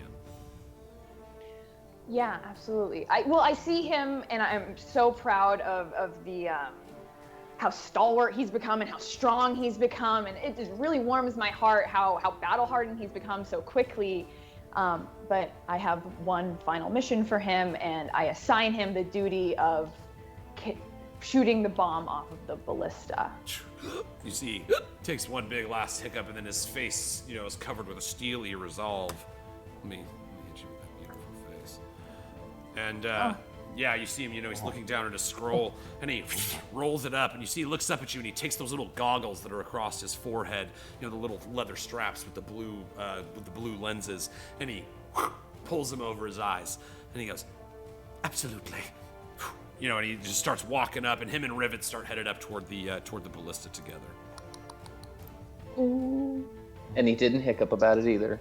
Not even once. Not even once. Progress. Hiccup. Progression. So yeah, that's prepped. So you know, it'll be kind of similar before. If you guys want to just like signal where you want that to go, that bad boy's prepped. Signal would that be? I mean, yeah. Or you could fire it right now if you want to. You would just have to say where you want to fire it. And remember, it can only go 15 squares. So its range is that far. So I mean, like you could do anything in that range. Okay. You guys can see that, right? Yeah. The wrong.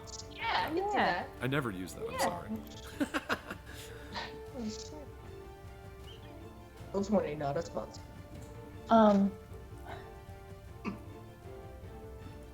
Yeah, and so that +2, I think.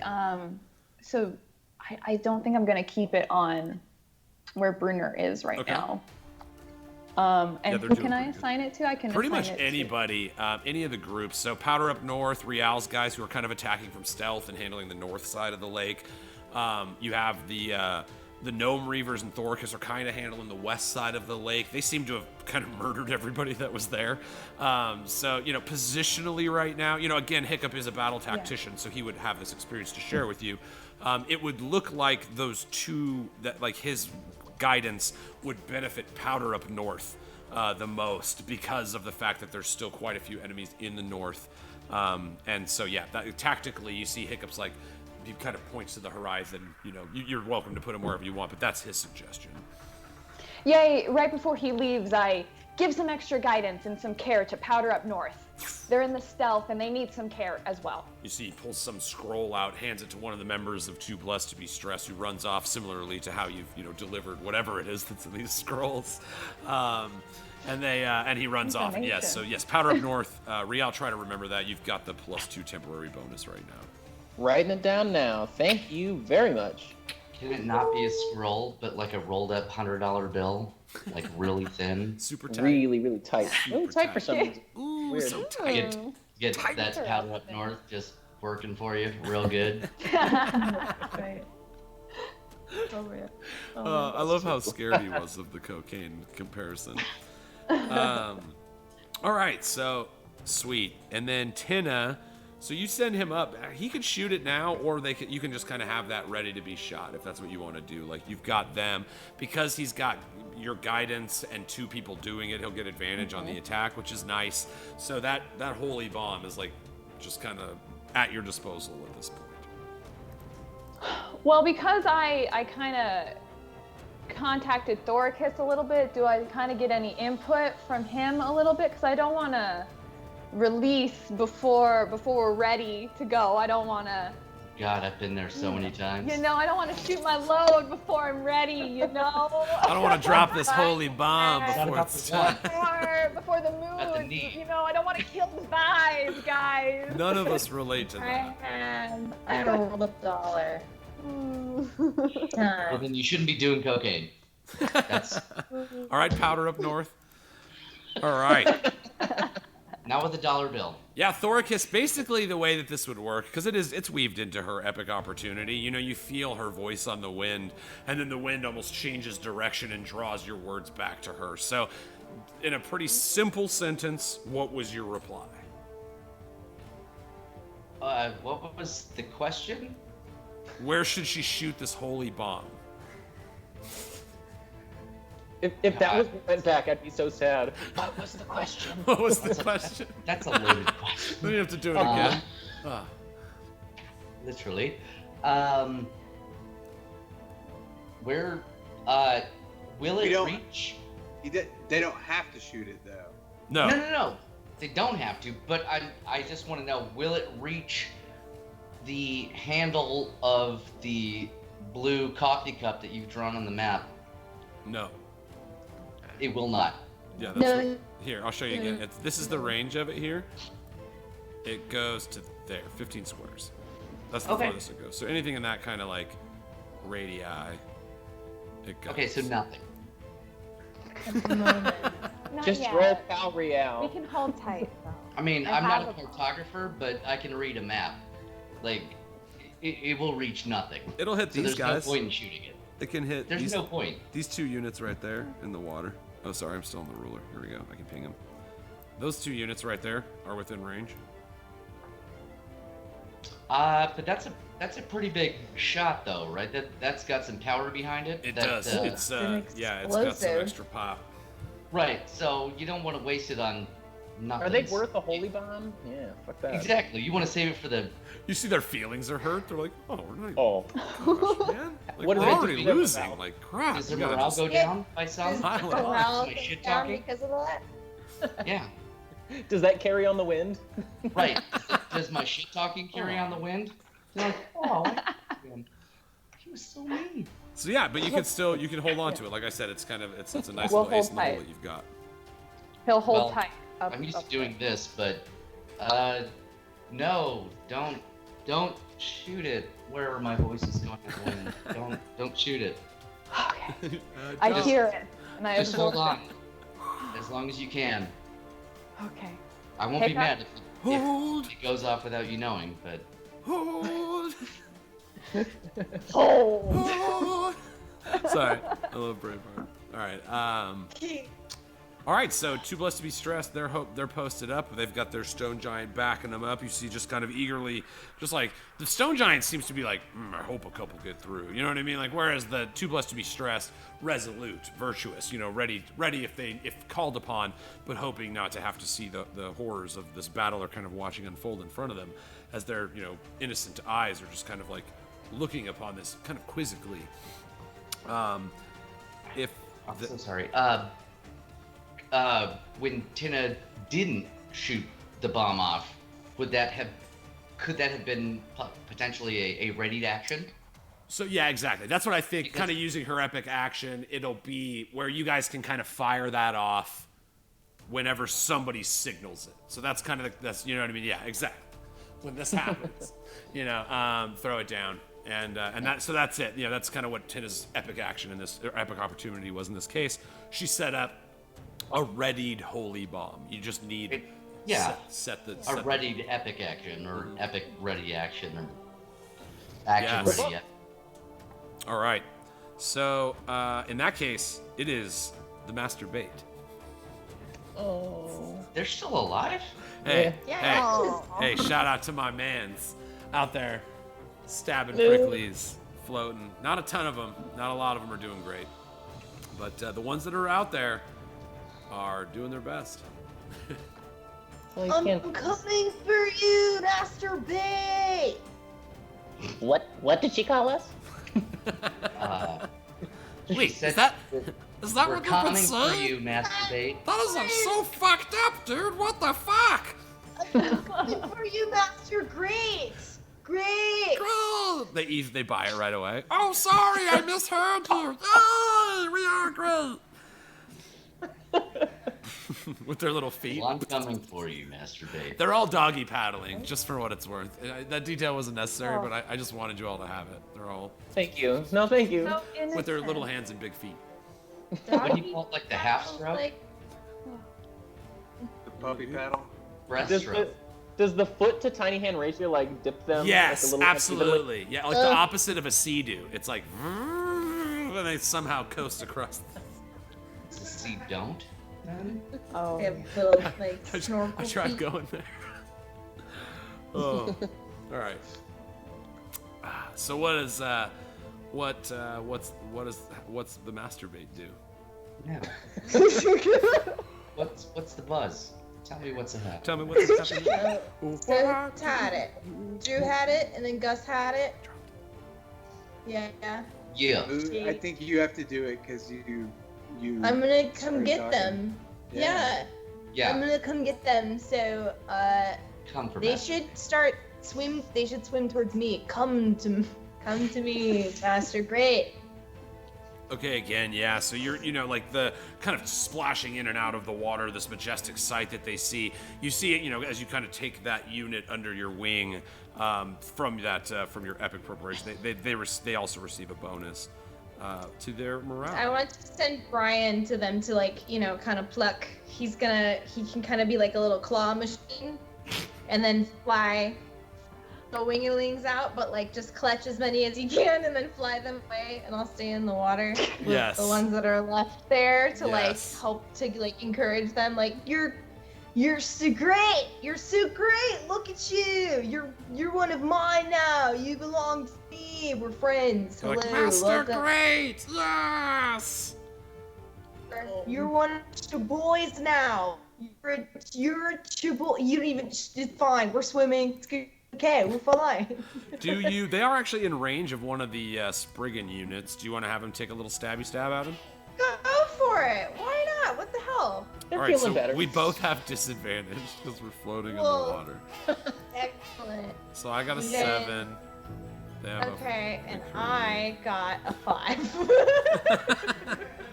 And let's see, they have a 5, so Oh. you got a 10. They got a 12. Sorry, so yeah, the attack doesn't work. They are bolstered by your presence. They get a permanent boost to their morale. But in this case, they did not manage to score any. They're just too excited about their new name. Like before they were like, we didn't have a name, like mess with our identity. Like we didn't know, like Right. we didn't even know what we were doing. Just on the ice, our feet were cold.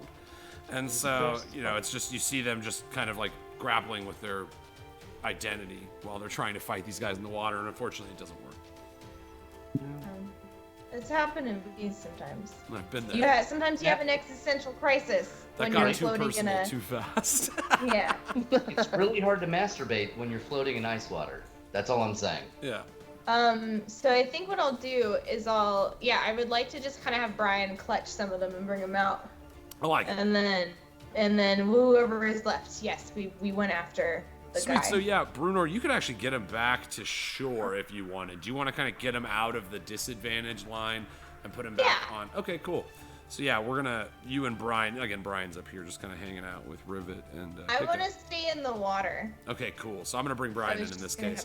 So this is what happens. Big You man. see Brian, blah, yeah, big thick wiggly boy, and you see the little guys hop on him, and they, oh no, I don't know what that was. Anyway, they fly and they land right over here. So they're kind of set off of the. I'll get Brian out of the way. Sorry, there we go.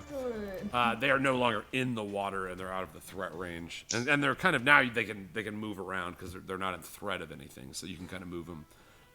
They would still have their move. Actually, do you want to use their move? They can move up to 4 squares. 4 square? Come on. I did not think any of these little gnomes were gonna live. Let's bring him like closer to like these guys so they can help attack these little shits. Yeah. All right. You want them kind of posted up with your boys?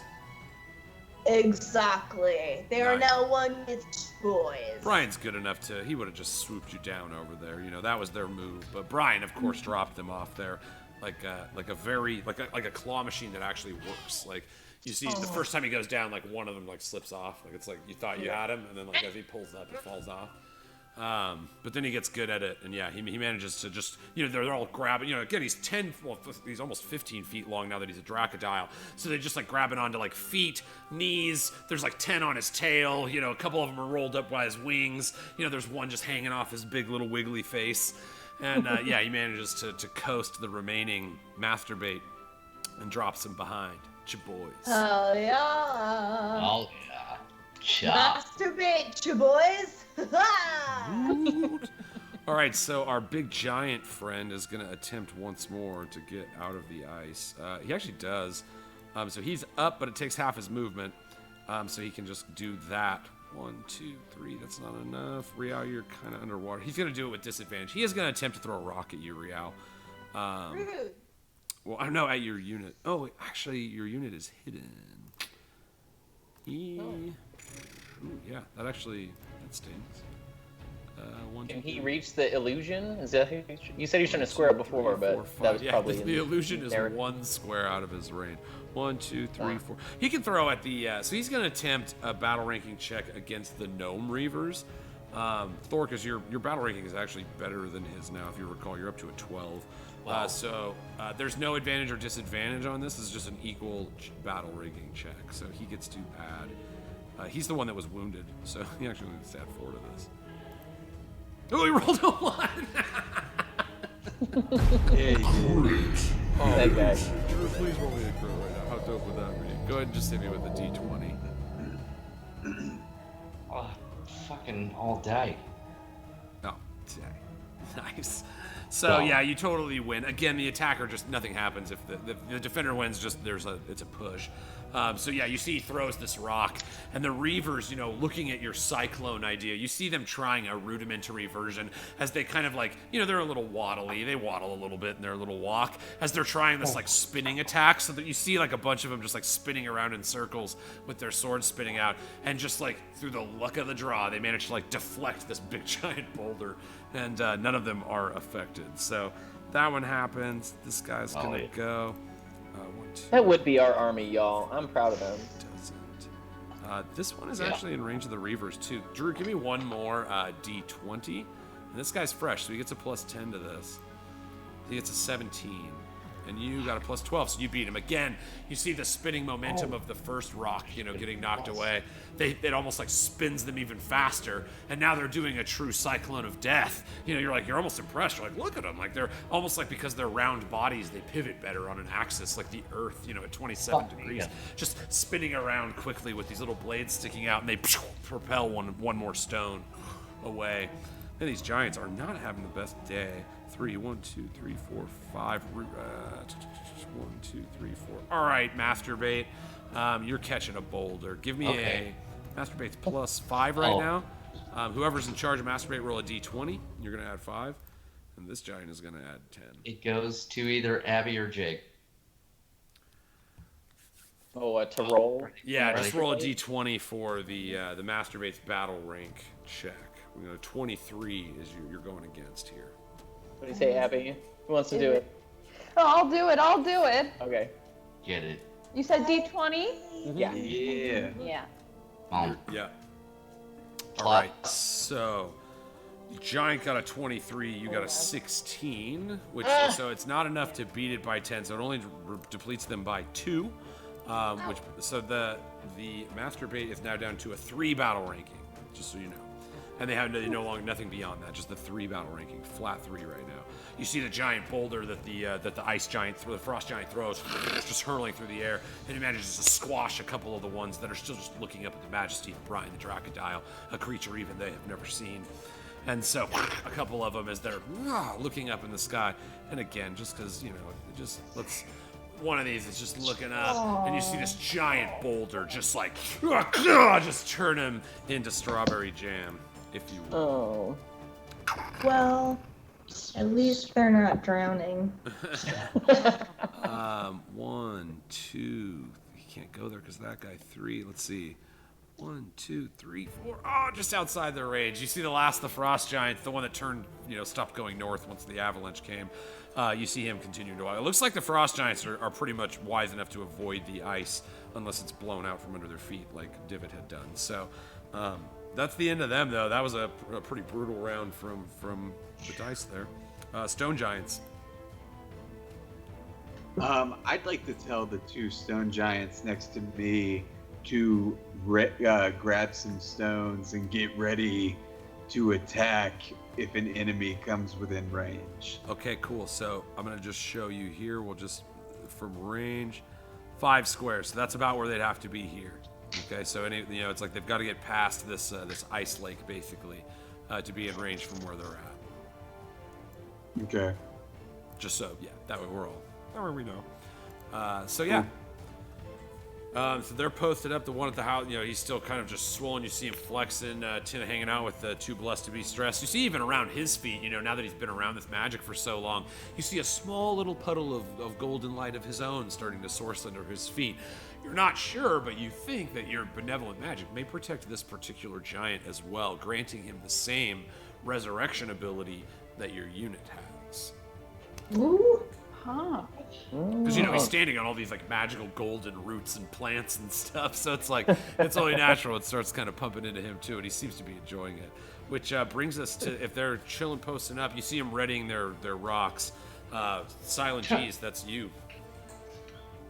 Yeah, I'd like the silent G's to like become one with the trees that they're in and amongst, and prepare to attack if any enemy comes within range of them.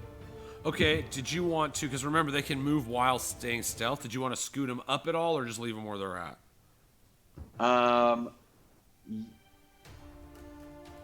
Can we move them just right here? Totally. Yeah, absolutely.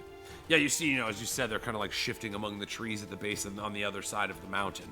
And so, yeah, they're readying their attacks. Remember, they don't have the same ranged ability that the Powder Up North has, but Right. any square that's around them is basically a threat range. If anything passes through those squares, they'll get an attack on them with advantage because Yeah. you're stealth. All right. All right, epic opportunity, Divot. All right, let's see here. Divot the icebreaker. Okay. All right, so I see the battle going on before me, and it seems to be going well. But I can't help but pay attention to the well-dressed rabbit man who swooped in and blew up the bomb. That was pretty cool. And I see this epic battle happening in front of us with him, right? And this big monster thing, I can see that. Yes, yeah, absolutely. I'm sorry I don't have like a nice representation. It's kind of just behind the battle map. It's like it's frozen in place behind where the surging army first came from. But it's basically this like 50-foot tall dome of black and gold magic that just like it just sits on the horizon. You see the flashing blades. Again, each time that these blades strike, you just see magic, and it's kind of like making it hard to see through this dome. Now it just appears like this swirling orb of magic. And you just hear the clanking of the great blades. Okay. I'd like to attempt. I don't know if I can do this, but I'm gonna try. I want to attempt a mental dissonant whisper at the giant monster thing that the rabbit guy's fighting. I want to return the favor. He swooped in and did a little thing for us, and I want to like try to help him a little bit if I can. Yeah, you can, bro. So, especially with your ability to speak to minds through telepathy is granted you by your pact with Death himself. You can peer into the mind, and basically you're like sneaking into his mind to drop off this bomb and then sneaking back out, So you gather once more into that magic and cast. Go ahead and cast a spell. I think he gets a save. Yeah, I believe it's wisdom. I cast Fist. Stop. Let's see.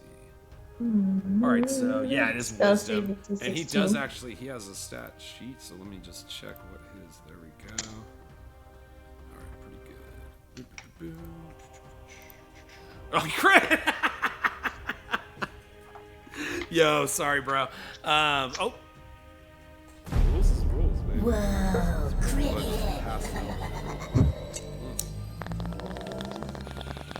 Yeah, so I apologize, Divot, even in your epic opportunity.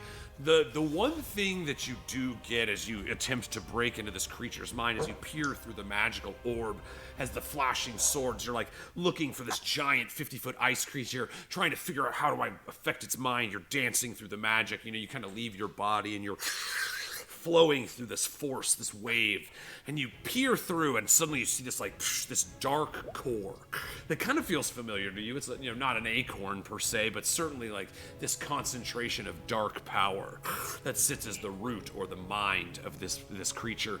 And as you attempt to drop in and leave your dissonant whispers, your magic to rack him with pain and make him flee, you get a flash, and all you hear is the word Glacius. And you kind of snap back into your body. And you feel like, you just woke up from a bad dream, and your body is kind of sore from the experience. But yeah, unfortunately, his crit, too strong for a dissonant whisper. Good, dope idea though. Yeah, that could have. I mean, that's one of those save or suck spells. So, but good. I mean, that green 20 now. So, Bam, what I guess from what I'm picturing in my head, this guy looks like is almost kind of like the Ice Titan from Hercules. Ish, very maybe? similar. So I'm gonna show you. I have a token for him. It's not particularly.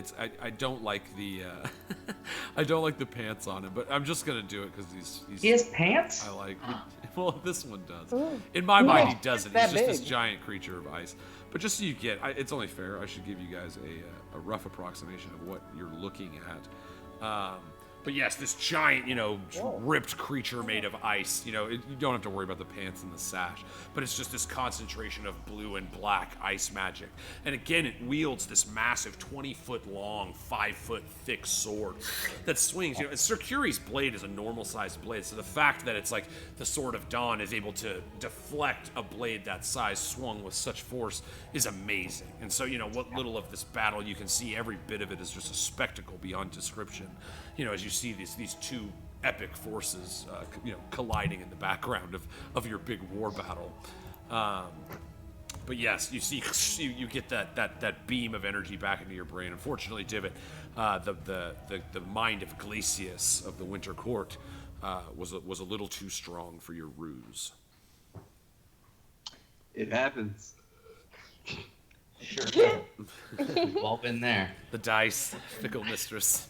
All right, so if the silent G's are done, they're posted up. They're prepped for an attack. Again, if anything pushes past and gets through in their area, they will attack them. Which brings us to our Spriggans. So the ones that remain, this one can move 1 square, and he does. He's going to move toward the northern lake. You see, he doesn't have enough move. The unit doesn't have enough move to get up onto the ice, but they are at the edge of it, at the northwestern corner of your big murderita. The two that are on the ridges here. One, because of where you're positioned, they can't move. So they're just gonna turn and let's see here. This convention doesn't really afford an attack on Real in these circumstances. So in that same way, I'm not gonna limit their movement. They are gonna attempt. They're gonna use their movement to get up out of the lake. Only because it's like they can't. If you can't attack, if they can't attack you, then you can't really pin them there. But they are stuck there. You see these two units. They use all their movement. Their little golden hoofs stick into the ice, and they pull themselves up. Great drops of this black ice water kind of spilling off of them. At some places, it looks like it's part of their body. Some of it just drips off to the side. But they've managed to get up. They don't have a ranged attack, which really sucks for them. So they're looking across the horizon. They don't see powder up north, literally hiding in the snow under their own cloaks, a mere 100 feet in front of them. They're just kind of looking around on the horizon, thinking that all they really have between them and this workshop is this giant here and the defenses at the gate. Not even realizing that there's still quite a bit in hiding. He's not even real. So these ones. They don't know. One, God damn it. 3, 4. All right. So there is quite a few attacks going on here. These ones get out of the ice as well. Chaboys, because you did attack last time, so you don't get the advantage of block. This is just going to be a competing battle ranking check. But these dudes are waxed. They only get a +2 to this. So I got a 6. That's an 8. So it's probably not a great attack against Chaboys. Go ahead and roll a d20, and then we'll add the Chaboys 12.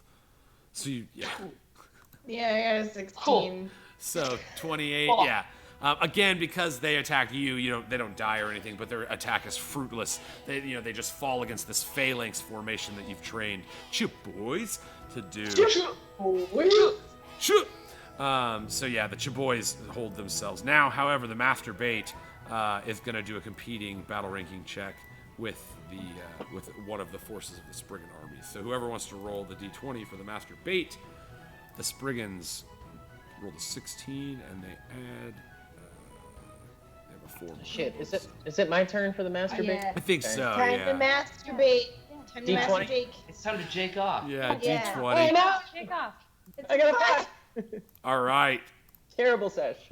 So it's Terrible not. They Jacob. didn't win. Let's see. What I get? I got a 16. Ooh yeah. 16 plus 6, so that's 22. And the 22. master bait, 22, got an 8. All right, you guys, you're all kind of standing there looking over at the, at your battle plan just going to complete fruition. Watching the source of the murderita in the water as most of the forces of the Spriggans have been pretty savagely destroyed by your trap.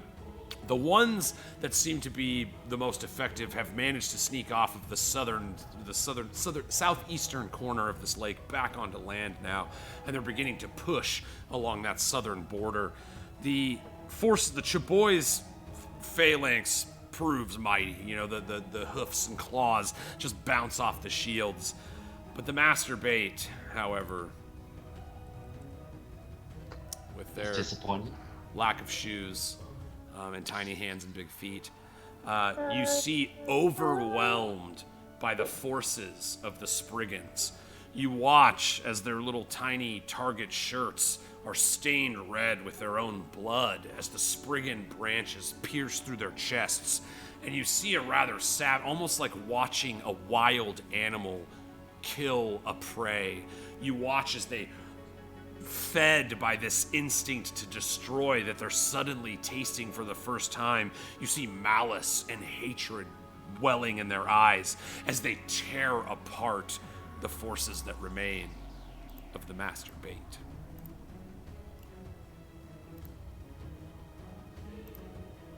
Do all of our units see that? Savage. The Chaboys did, and they do have to make a morale save here, please.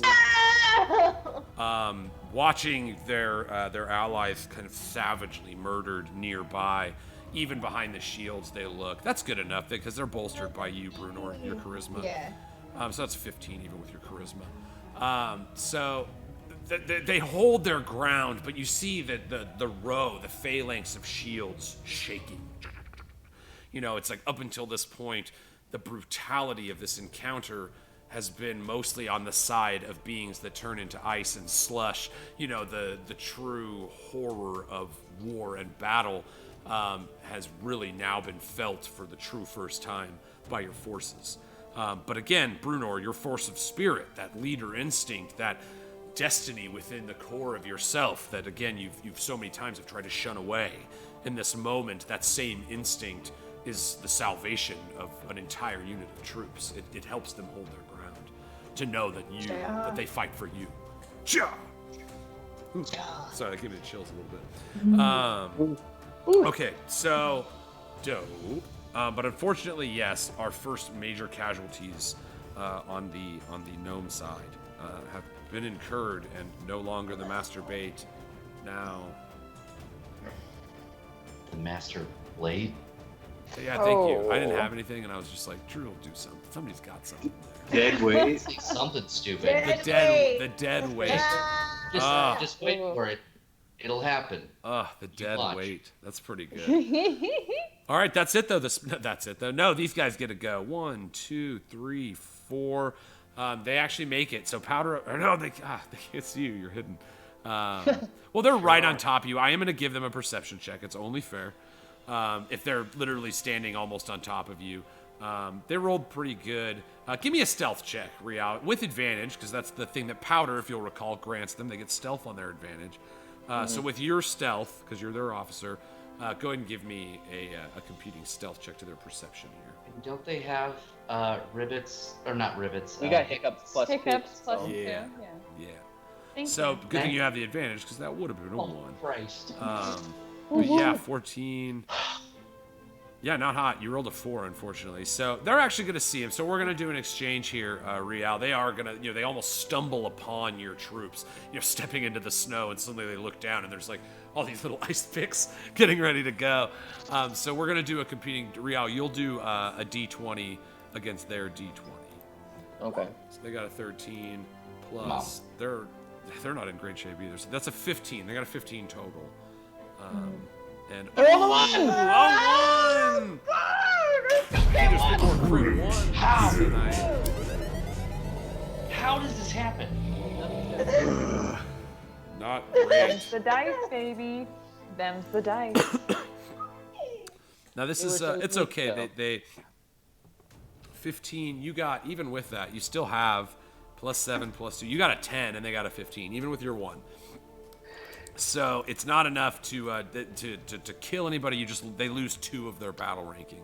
So they're down to 5. They still have a 7 technically, because they have the benefit of Hiccup, but they did lose 2. You see a couple of the men, again, almost in that same savage brutality of the southern point.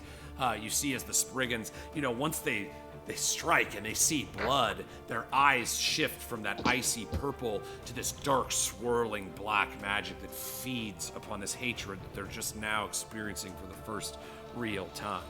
And so their savage attacks are even a little much for your stealthy but well-trained troops. But, and then this guy goes, and that's about as far as he can go. So yeah, the Spriggans are done. Sorry, that was kind of a big round for them.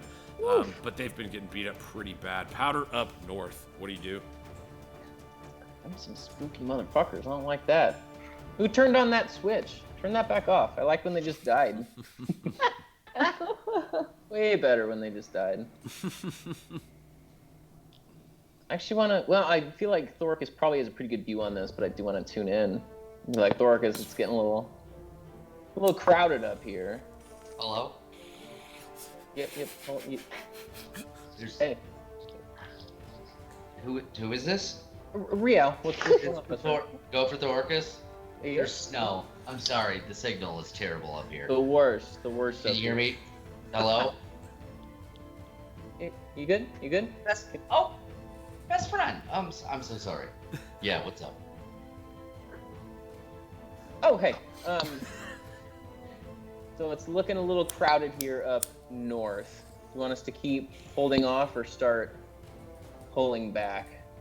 Oh, well, I mean, you can always pull back after you give him those tickets lockdown that I gave you earlier, to give to a special someone that just needed a swift vacation off the mortal coil. So, yeah, I would say deliver those tickets to them and then maybe back on up to the... They don't know. They don't know the giant's fake. They don't know.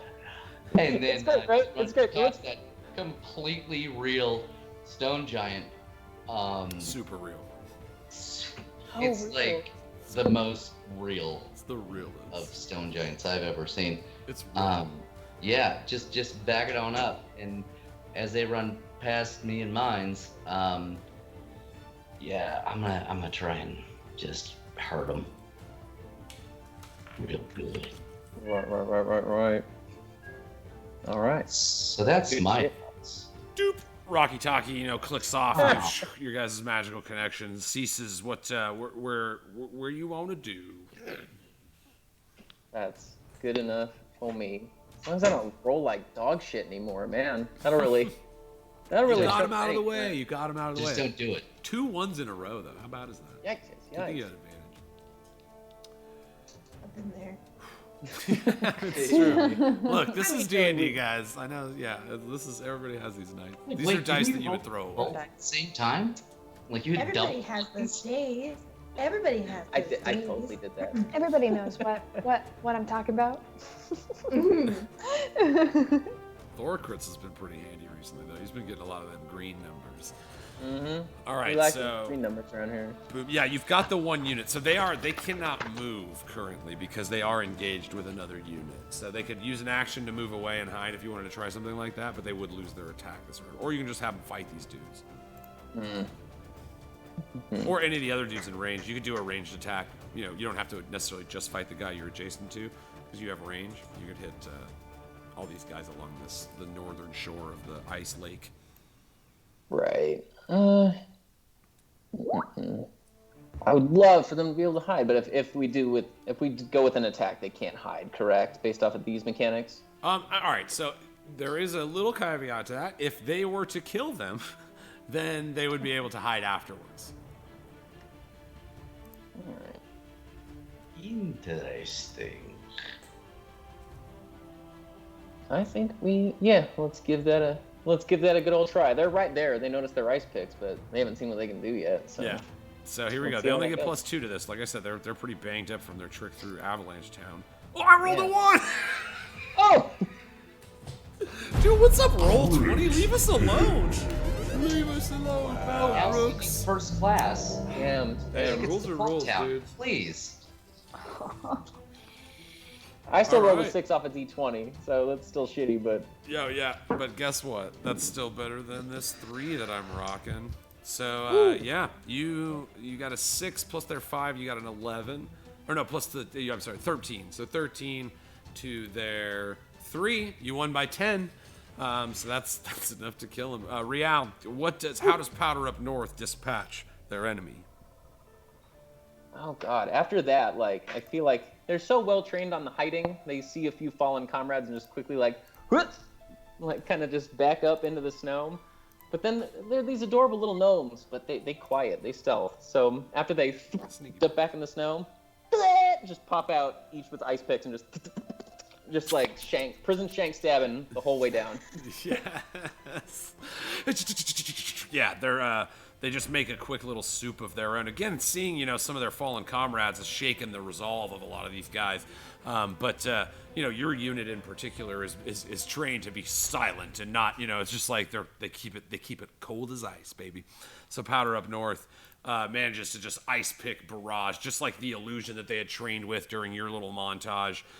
They stick the pointy end in the other guy and manage to dispatch this unit of Spriggans. Dope. Real, your epic opportunity. Real, the sea monster, your epic opportunity is up. Right. The aquatic doom beast, is that what it was? Yes, aquatic doom beast, Vaporeal. Vaporeal, that's what it is. Vaporeal. I fucking love it. I fucking yeah. Oh my god. So I've got this new form, but I haven't been able to use it yet. Am I able to unleash some Yeah. The one guys that are still inside. Heck yeah, bro. So they're at a 2. This will be so you want to use your attacks. It'll just be a straight up like if you beat a 15 DC on your attack roll, you'll basically just get to light them up. So go ahead and do just like a normal standard like a D20 attack plus in this case it would be your dex. Oh. Okay, so D20 first and foremost. And I get some perks from Alter Self as well, since Yeah. they're magical natural weapons, so let's see how things go. Yeah, so if 18. they have damage resistance against non-magical weapons or against anything but magical weapons and stuff like that, it factors in as a magical attack. Ooh, nice. Starting with an 18, so I ain't mad at that. Yeah, heck yeah. Plus, and your dex is Super light, Johnny. super dope. All right, Real. So, like that terrifying image of being in the swimming pool. You finally pushed your fear aside, and you're just getting up to the edge of the pool. And just as you're about to leave, what happens, Real? What do you do to these guys? Oh, it's exactly that sort of fear. I really hope that every other Spriggan that's around that can see it from like the coast, and maybe my dudes for like demoralize effect, but just want to like leap out the water, go back in, and then all that you see is just a bunch of Spriggans they're all going under, just running up with these saw blade arms, slicing back under the water. Like, Yes, a flurry of flashing claws as you kind of come up through the water, slashing in the back of one, diving back in the water, coming up in the air. Each time this arc of dripping black ice water spills off of you as you savagely dispatch the remaining troops of that unit of the Spriggans. But yes, we're going to be doing some morale checks here, buddy. We've got I'm going to do them independently by unit because we're down to we're at like manageable numbers now. So the only ones that would do it are the ones that can see. We are going to do one. He rolled 1. God dang it! No, that's not, I can't. We got rolls. not wrong, He sir. rolled. It's the one. It's like our 5th one. Oh my God! We didn't think, what were we thinking? Wow. All right. I thought we Wow. smoked for crit miss when we roll the one on. Yeah, I but didn't it's realize there was- saving throws in there. I kind of factored it into the D20 rolls. So I just scared myself with my own microphone. We've reached that phase of the evening, friends. So, yes. So that one fails. So, yeah, these Spriggans take off. You see the ones that watch, just like the ones that are standing closest to the water, just look down and they see as their friends and allies are just savagely ripped apart and pulled underneath the water. You know, as they realize how close they are to the water's edge, that this beast could snatch them at a moment's notice, they start stepping away from the edge of the ice and just retreating through the ranks of the next unit and the giants beside them, kind of running up the side of the mountain there. And they flee. The other ones did all right. They didn't all roll ones, but just the one was good. So Frost Giants are both good, and this unit of Spriggans here still on the north side of the lake are good as well. Dope, epic opportunity there, Rial. The Gnome Reavers are up. Thorcus, Onyxheart, what do you do? Bruner saw that entire thing. It's a nightmare for Brenna. Like, I'm terrified of that, but I know Bruno would have been like, oh my god.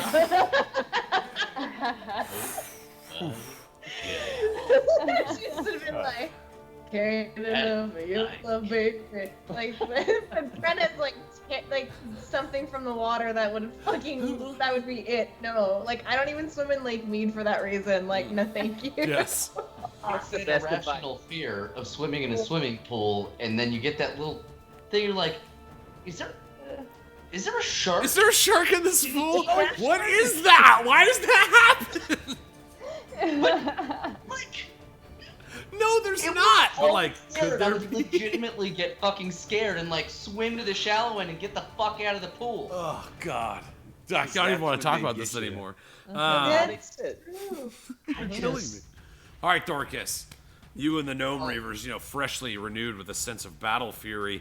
You feel as the Raka, pulsates within you. You're the rage of battle strong within your dwarven veins. What do you do? Oh, well. Shoot. I don't. God dang it. I'm old, y'all. I can't see shit. I notice, like, I have to lean so far in sometimes. I'm like, yeah. Well, and I forgot I took my glasses out of here earlier, so I mean, have to get real close. Emote, y'all. It's real life. Getting real. Right, getting real. Mm-hmm. Can I go up diagonally there, then diagonally there, and then diagonal, or not diagonally, but horizontal? So I'm sorry, I know it gets a little lost here. So your unit is here. They suffer from the same issue. If they want to go into the ice, they suffer disadvantage, or not disadvantage. It's difficult terrain. So they could go here. I would let you skip that corner. You could go 2 and then 3 if you wanted to. They could reach that. I could still get there. Yeah. Because I have a movement of 4. I would just not go through the blue coffee cup. Yeah, the blue coffee cup of doom, the margarita and the blue coffee cup. Now, granted, most gorgeous blue coffee cup that's ever been created. Mm-hmm. It's So so good. good. Yeah. It's one of those ones that you Gourmet can shit. smoke out of. Yes. Right. Oh yeah. All right. Yeah. Here's the truth. Um, I dropped it. So I don't want to fuck that up. Found it, sorry. I'm just gonna go around it. Yes. All right. And So still yeah, same no, spot. your dudes get right into range. Here we go. You want to do battle ranking here? They attacking these Spriggans. Let's do it. Did All they right. see my sea beast self along the way? I'm just like in the water, like, yeah, go get them, boys. At this Just your eyes are popping out. Yeah, the affected morale. I think we just did it with them running away. So, but they're feeling good. I mean, they're fresh. They're at a +12 on their ranking. These scrubs only have a +2. boys. All right, so here we go. Boom, 15. I got a 17 total, I'm just rolling a d20. and then adding your battle ranking. Yes, 12. Nice. Oh, well, that 30. sucks for them. It's an 18, baby. So the battle reavers, you see, again, just feeding off this ravenous, kind of being fed a little bit in a similar fashion, maybe to how the Spriggans are reacting. Like suddenly that thrill of death in the battlefield is piercing a very innocent mind for the first time. And as they grow in strength and unleash that strength even further, in that sense that power, can corrupt your spirit a little bit. Not to say that they're turning to the dark side or anything, but you do see them enjoying this a little bit as they savagely cut through this remaining unit of Spriggans here in front of the Frost Giants.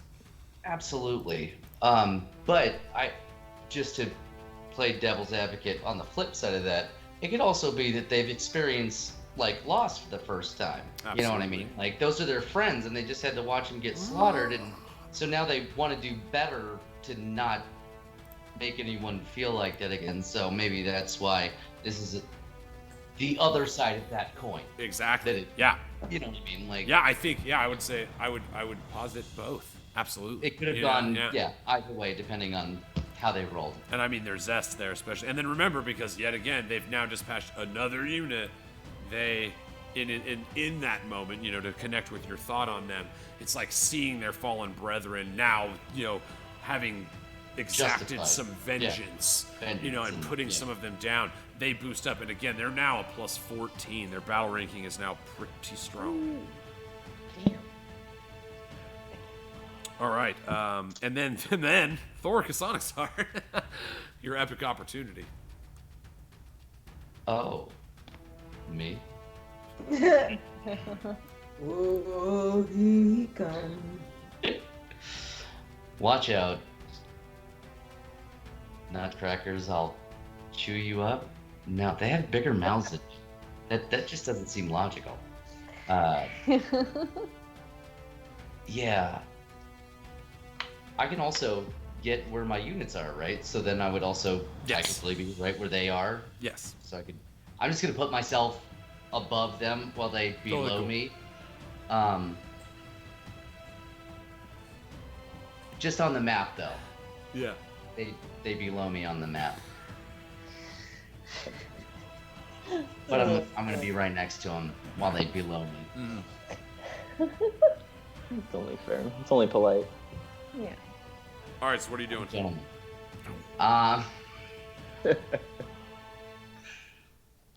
You know what? Gosh. I mean, Powder Up North is pretty much in that same area, right? And then my guys are in that same area, and then I have Doink, and he has Powder. I could attack the Frost Giants in front of me,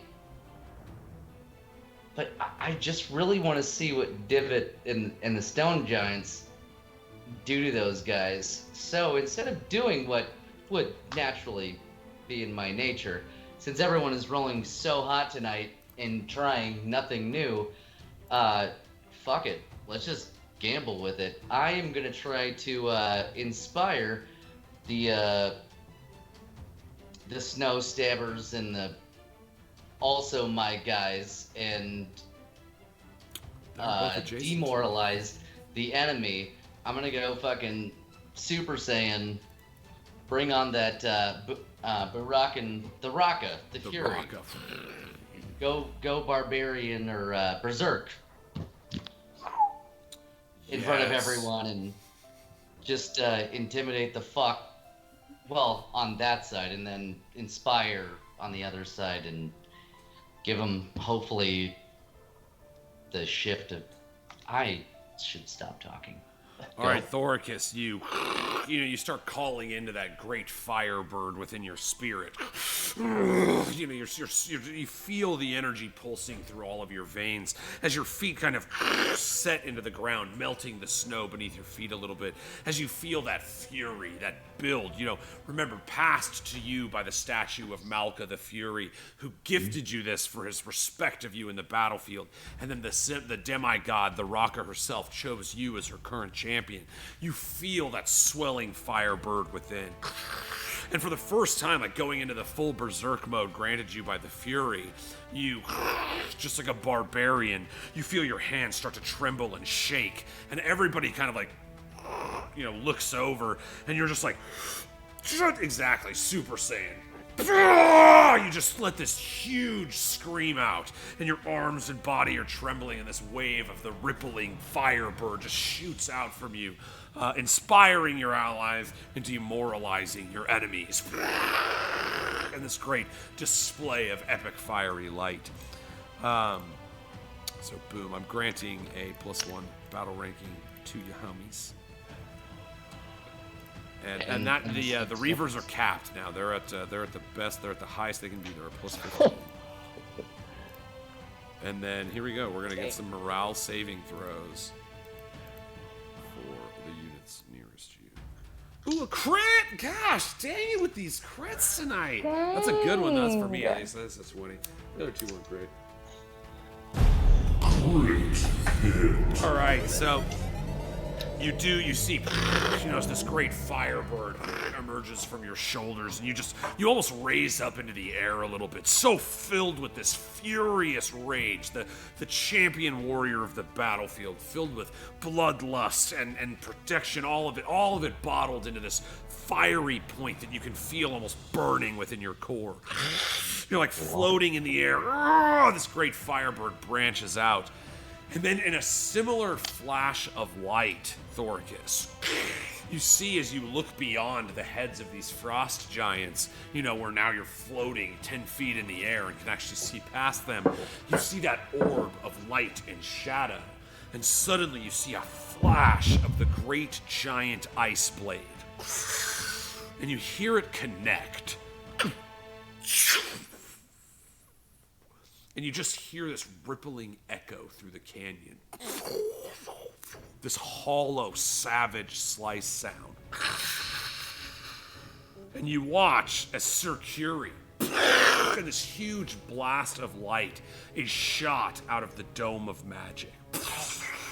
You see his little rabbit body shoots all the way back and lands right at the feet of two blessed to be stressed Tina and your unit by the workshop.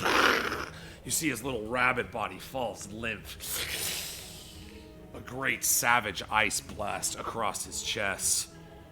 You see the swirling black cloud of magic finally dissolves.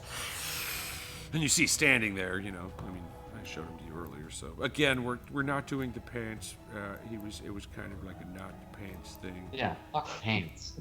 But yes, you see this massive 50-foot tall creature made of black ice, again bearing the largest sword you've ever seen, 20 feet in length, 5 feet thick.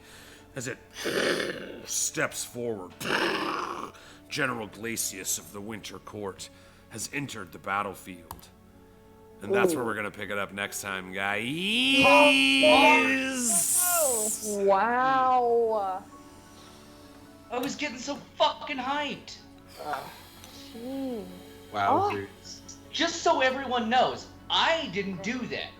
They just rolled super hot. Like, that wasn't my fault.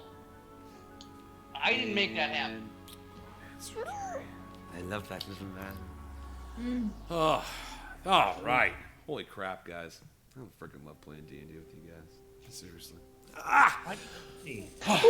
All right, dude. Sorry, it's feeling good. You wanna fester, and now it's gonna be great. I can't wait to get back to this insane and epic battle. I thank my amazing cast, some of my favorite people on the face of the entire planet. It is my absolute joy to play D&D with them every single week, and to do it with you guys, and hang out, and talk about it, and make art about it, and do all this fucking amazing stuff that is like beyond my wildest dreams. And I fucking love you guys. I love this show. I love the community. I love all this shit. This is the very best of some of just my favorite people and the things that I love. So thank you guys for riding with us every week.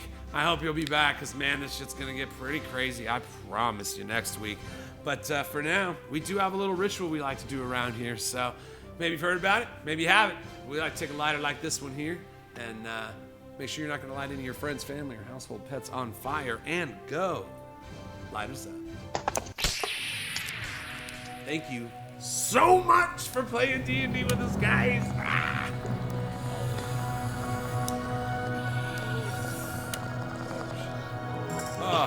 See you next week. My goodness.